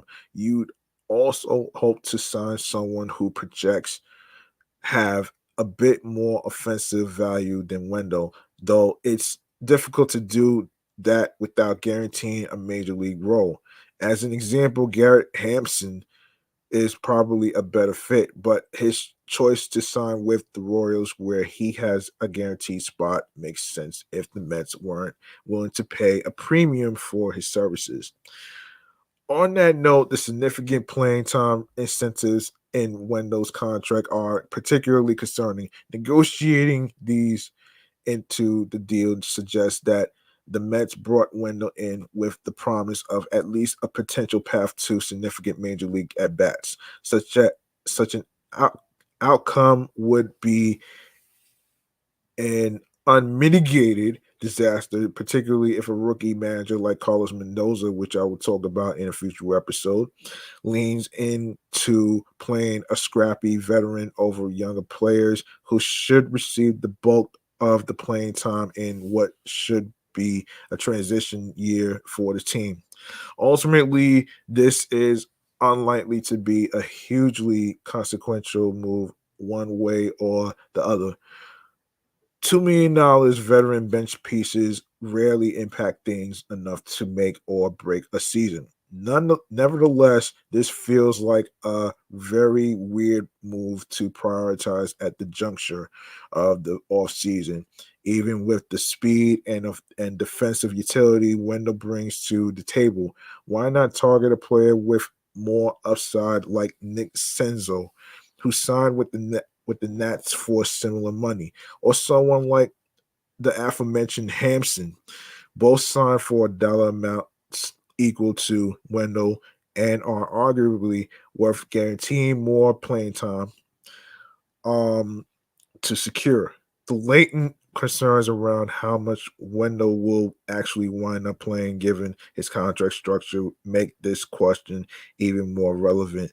Presumably, a player of Wendell's quality would be available at any point in the season. For the moment, this move earns a C, but there's real potential for it to turn out worse than that if the right lineup decisions aren't made throughout the season. Look, man, look, um, I want to say this off season to me is it kind of it kind of reminds me of being recruited. It reminds me of being recruited. Like if you're being recruited to a team, you may, even though you may not have the flashiest names that's well known or whatever case scenario may be, I don't think that matters, and I don't really think that fucking really helps you win games as far as like championships and World Series and playoffs. I mean, you know what I mean? And and to and to you know I do agree with certain things that David Stearns was talking about when he talked with Andy Martino. Um, his job is not about the headlines; it's about winning games, and you know what I'm saying. And also it's pertaining to being able to contend in a postseason. You know what I'm saying? And let me give a shout out to one of the Mets podcasters out there, actually, from Till Mets Do His Part podcast, with John Sapo. I forgive me, I don't want to butcher his name and all that other stuff. So shouts to John, alongside with Matt, aka Ibby. Um, John explained the meaning behind the word punt. So for those who keep talking about the Mets are punting, no, that's not really the case though. What he was saying is the meaning behind punt is basically talking about giving up. They haven't given up anything. Look, they haven't given up anything. Have they come up across like flashy names that's like well known and all that other stuff?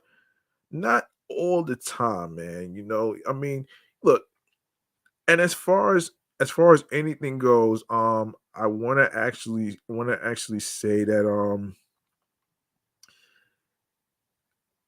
look, it may not be the prettiest moves ever, but as a reminder to some of you Mets fans out there, man, look, David Stearns has been in the building in the Mets organization for about 3 going on 4 months. All right. I know it's hard to have patience sometimes too, as John from Till Mets Do His Part pointed out and stuff. But at the same time, you are going to have yourself a breaking point where you are just about to drive yourself crazy. And it's understandable to be frustrated. I get it. But at the same time, like we don't know what's going on behind the scenes of a David Stearns and Steve Cohen behind the Mets organization. We don't know because we don't work for them. You know what I'm saying? And I think the moral of the story from what John was talking about in his podcast, I'm gonna mention the YouTube podcast page in a minute. I think the moral of the story is when it comes to a long process like this, it's like a recruitment center. Like you're being recruited. You know what I'm saying? As far as draft picks in the MLB process and signings and stuff. It every baseball player's abilities is a lot different. The skills is different. Not everybody's the same. So you know what I'm saying? And I just wanted to say that um I just wanted to say that even though the wording of what I said may have come off a little off, a little weird and stuff like that, that wasn't my intention. My intention was to actually, you know, mention the reference to what David Stearns was talking about when he was talking with Andy Martino, and from what CP was talking about in the True Mets Talk podcast. I was trying to reference that. So forgive me forgive me for trying to mishandle what I was trying to say. Um, I just wanted to get it out the way. So, um, as a matter of fact, as a matter of fact, I'm gonna actually save what David Stern said for a future episode, and I'm actually gonna break down what he is trying to say. So I'm not gonna have time to actually explain all this.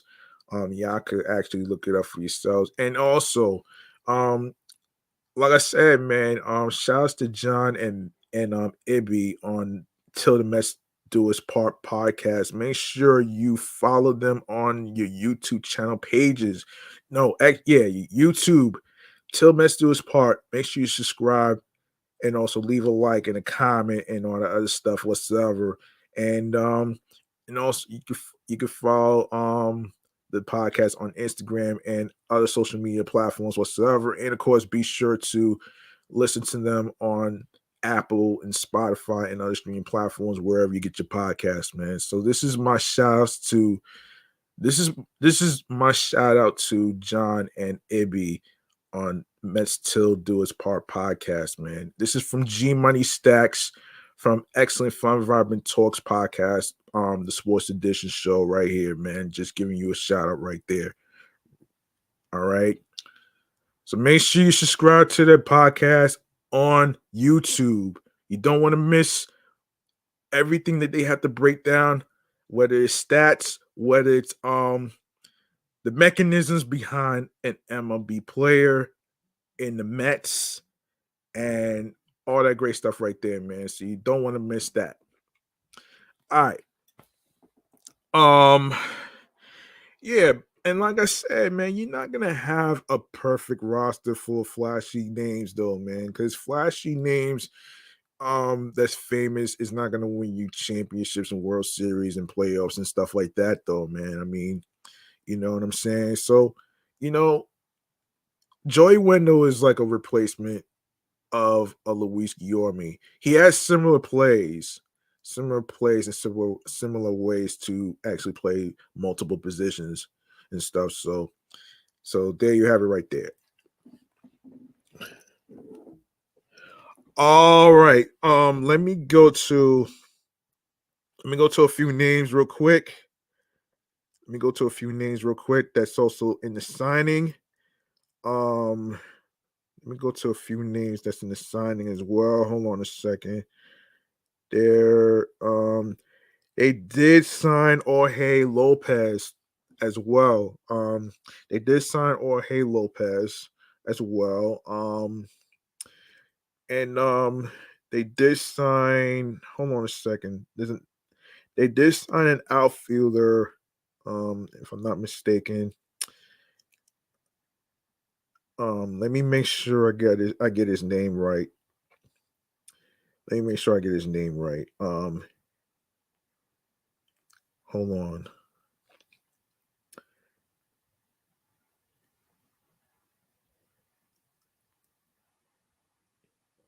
Yes, Adrian Hauser. Yes, they did sign Adrian Hauser and Tyrone Taylor. You know what I'm saying? Um, they did sign Adrian Hauser and Tyrone Taylor. They did sign Jorge Lopez. I'm not gonna be able to get to the story just real quick. Um from the Brewers for Coleman Crow. So I'm not gonna read into too much of it. I will actually I'm gonna do a recap of it. I'm gonna do a recap of those players actually in a future episode. I'm not gonna have time to do it right now. I'm just gonna skim through I'm gonna skim through some other stuff right there. And what you call it, Drew Gilbert. Let me say congratulations to Drew Gilbert. He is what is it? He's been promoted to Triple A, Syracuse. Um, and this is according to hold on a second. Yeah, this is according to no Sports Illustrated website. Let me see. He okay, so real quick. So this top prospect is moving up in the New York Mets system to begin the 2024 season. Minor league outfitter Drew Gilbert will begin the season in AAA Syracuse as Mets president of baseball operations. David Stearns told the New York Post. John Heyman and Joel Sherman on the show podcast. Gilbert, who is the Mets' number 2 ranked prospect in their farm system, came over last summer from the Houston Astros in the trade for ace pitcher Justin Verlander, who's back with the Houston Astros again. Gilbert played for the Binghamton Rumble Ponies at the Double-A level and hit 325 with a 984 OPS in 35 games. For that, he has earned a promotion to the next level, which means he is one step away from the big leagues. In addition to Gilbert, Stearns mentioned Luis Angel Acuna and Jett Williams as players who can break into the major leagues in the near future, which is probably going to be 2025. But never say never on Jett Williams, man, even though he's 19 years old. The Mets lent Acuna in the trade that sent Max Scherzer to the Texas Rangers at the trade deadline. Not only did the Mets acquire Gilbert from the Astros, but they also received outfielder Ryan Clifford, who is the team's 6th ranked prospect. It is clear that 2024 is a transition year. It's not a punting year, folks. It's not a punting year. I just want to stress this out, man, to some of your Met fans out there, man, who thought that they were punting. No, they're not fucking giving up, man. They're not giving up shit. So, let me just continue. Yeah,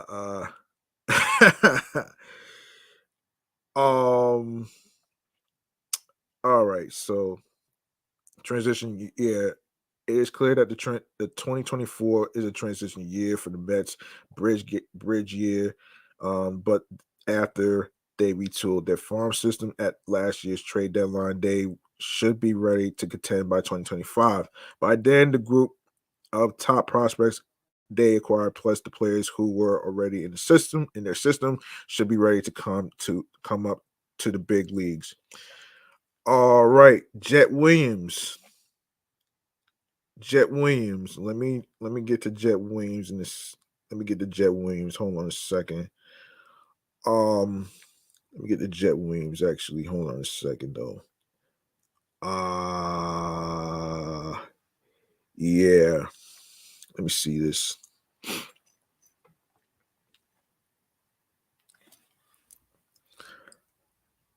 So Jett Williams has been promoted to Double A Bigginton, of course, and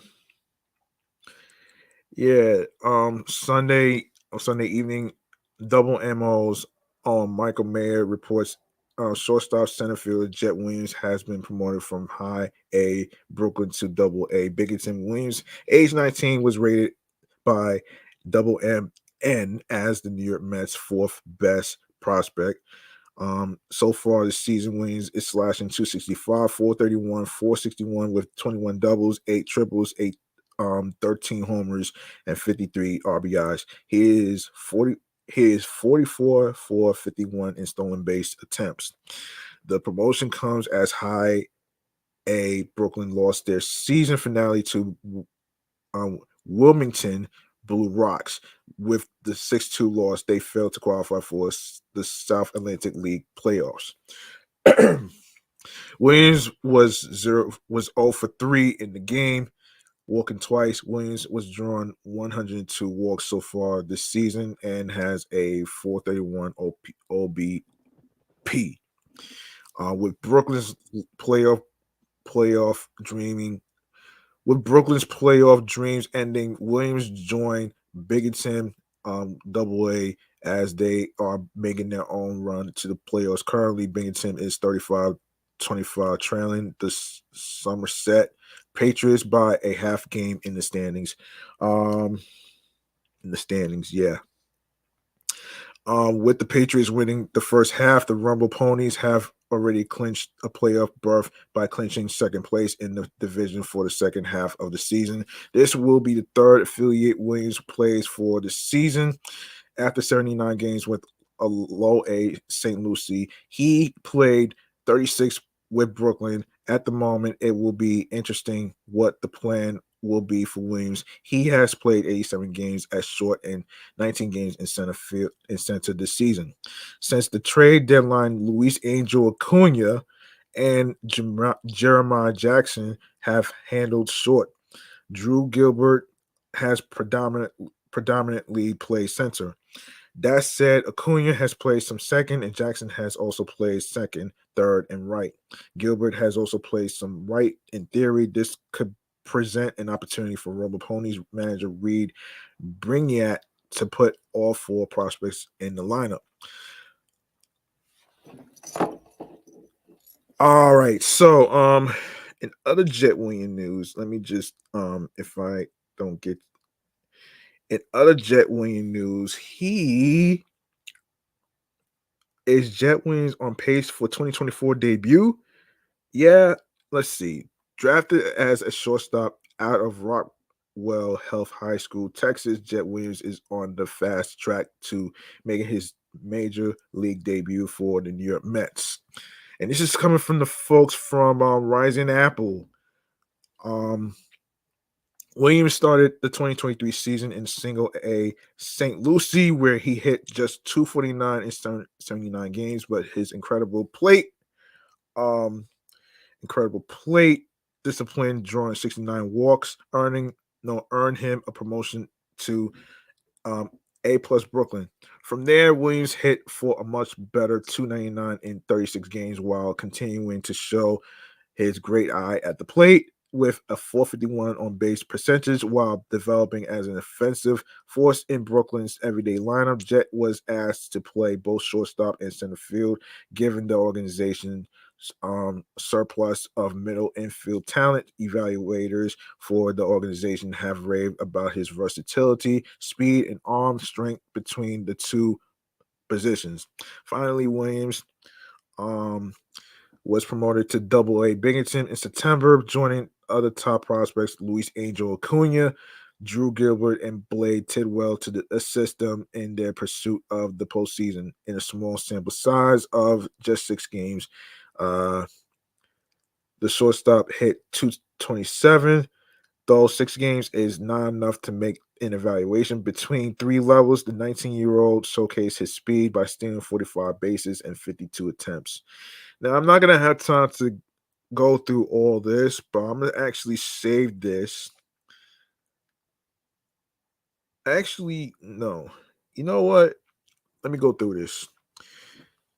When looking back at the high school prospects the Mets have drafted in recent years, normal timeline is 3 to 4 years from draft day. Brett Beatty was drafted in 2019 and debuted in 2022. Pete Crow Pete Crow Armstrong was drafted in 2020 and was promoted this past September, and Jared Kelenic was drafted in 2018 and called up by the Mariners in May of 2021. If the Mets could if the Mets continue this trend, Williams will debut in 2025, given he was drafted in 2022. Furthermore, the Mets have hired a new president of baseball operations, meaning David Stearns may be less hesitant than Billy Epler in promoting prospects at a young age. Remember, none of Alvarez, Beatty, Mauricio, or Vientos were on the opening day roster after promoting well in spring training. Given Williams' versatility, now playing center field and excelling at the position, there could be a path in 2024 with the lack of outfield depth. I would expect Williams to make his debut in 2025. His lack of experience at the AA level, the Mets would be wise to be patient with a 19-year-old prospect and give him time to adjust with the increase in competition from Brooklyn to Binghamton. The Mets should continue to experiment with Williams at multiple positions as he could become the right-handed version of Jeff McNeil, a high on base threat that can play both the infield and outfield. Yeah, as they should. As they should. You know what I'm saying? Let me see if I cover the bases. Let me see if I cover the bases here. I did mention Sean Manea, Jorge Soler. Oh, Willie Randolph. I forgot about that. Willie Randolph. I'm gonna have to save that Willie Randolph story for another time, though, man. As I'm running on time right now. So, um, we're gonna save the Willie Randolph story. We're gonna save the Willie Randolph story for another time. Um, yeah, let's get to the last thing that we need to get to right here. Last segment of the day is going to be stream choices on the go. This is where I actually tell you where you can actually you know you know follow the streaming platforms and where you can find me and my multiple podcasts that I do and stuff. So this is stream choices on the go.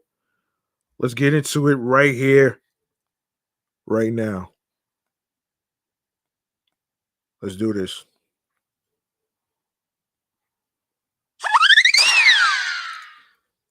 Yes, like I said, man, make sure you follow me on Discord at G Money Stacks 555.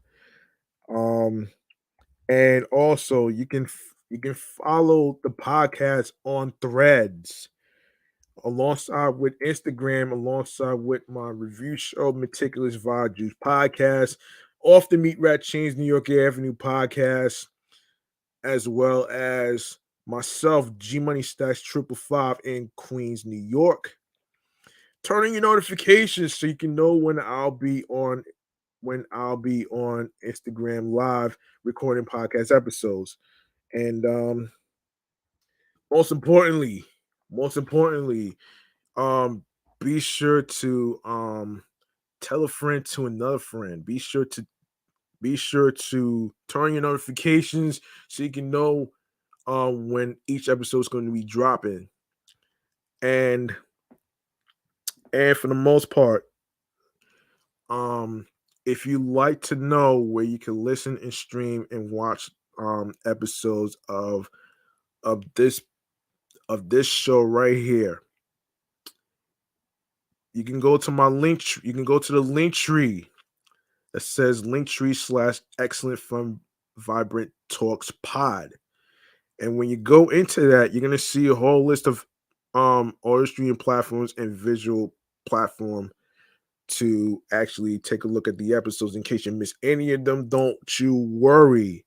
Don't you worry. You are going to be included in following each of the episodes that you missed.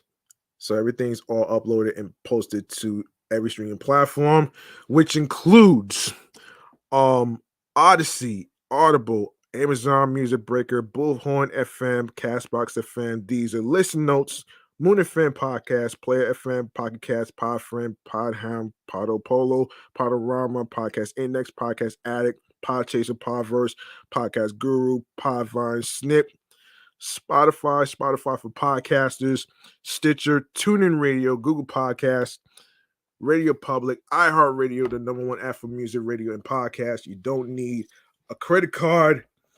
You don't need a credit card or debit card to download iHeartRadio. All you need to do is go ahead and subscribe to every streaming platform that I just mentioned, and be sure to follow the podcast not only on iHeartRadio, alongside with my other podcast shows that I just mentioned, which is Meticulous Vibe Juice Podcast, my review show, and alongside with Off the Meat Red Chains New York Avenue podcast is also on there right there. And also be sure to do the same on the sports YouTube channel page of Excellent Fun Vibrant Talks Podcast. Be sure to make sure you grab that subscribe button for me on the YouTube channel page and get the alerts. Click on alerts so you can be reminded and notified on when each episode is going to be uploaded and posted to the YouTube channel page, sports channel page actually. And be sure to not miss the time, the date, the day, and the time of the podcast recording is going to start. Leave a like and a comment alongside with the sports topics, including the Mets signings and everything, along with other players from the Brewers, the Milwaukee Brewers, and everything else. I didn't get a chance to actually go into details on Jorge Lopez and the other players that I just mentioned, but I may revisit them in a future episode. So stick around for that one right there. And I'm going to actually discuss on what death is, and I am going to discuss the luxury tax in a future episode. So stay tuned for that one right there. And be sure to download the episodes, and also you can add the podcast to your playlist, which includes Spotify for podcasters. You have Spotify, you have Audible, Odyssey, you have Breaker, Castbox FM, Deezer, Moon FM Podcast, Listen Notes, Player FM, Amazon Music, iHeartRadio, YouTube, and all the other streaming platforms wherever you get your podcast. Be sure to add the podcast to your playlist so you can know when each new episode will be dropping. That way you will know on Spotify and other streaming platforms where you could catch new episodes, all right? It's not just the old episodes. You can catch up on the old episodes as well. So there you have it right there. And also be sure that you listen, stream, and watch these episodes alongside with tell a friend to another friend. Be sure to spread the word. Tell us how you feel about the signings of these baseball players that signed to a 1-year deal, 1 to 2 year deals in the Mets organization right now for the 2024 spring training, and of course the regular season that's going to start in a couple weeks. So, and be sure to spread the word. Word of mouth is important, and alongside with sharing my link tree that says linktree/excellent fun vibrant talks pod with your husbands, your wives, your boyfriends, girlfriends, friends, the people you cool with from work, and all that great stuff right there.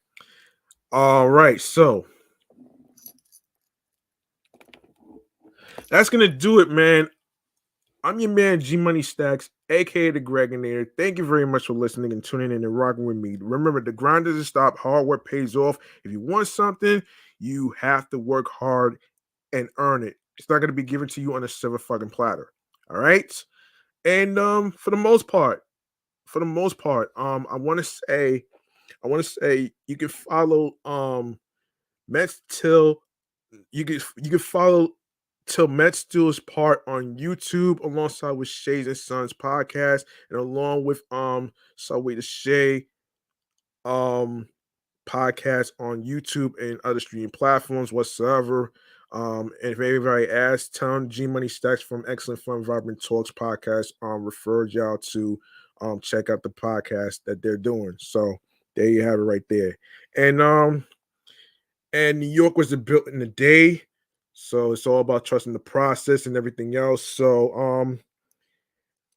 all about trusting the process and everything else in between. So you want to find your niche, look for something that makes you happy, creatively, mentally, physically, and spiritually, that gets you into your zone alongside with ton of vision. And I hope y'all enjoying your 2024 so far this year. So don't follow your goals and dreams. Don't let anybody stop you. You don't need nobody's approval, validation. It doesn't matter if it's your parents, whatever it is, whatsoever. It's all about you making yourself happy. It's not about them. You know what I'm saying? So there you have it right there, folks. I'm up out of here. Peace and one love. I hope y'all enjoy your 2024 and Christmas and everything else in between. And I hope y'all stay warm. It was a brutal week. And I'll see y'all next time on the flip side. Peace and one love. Good night, everybody. All right. Good night, everybody.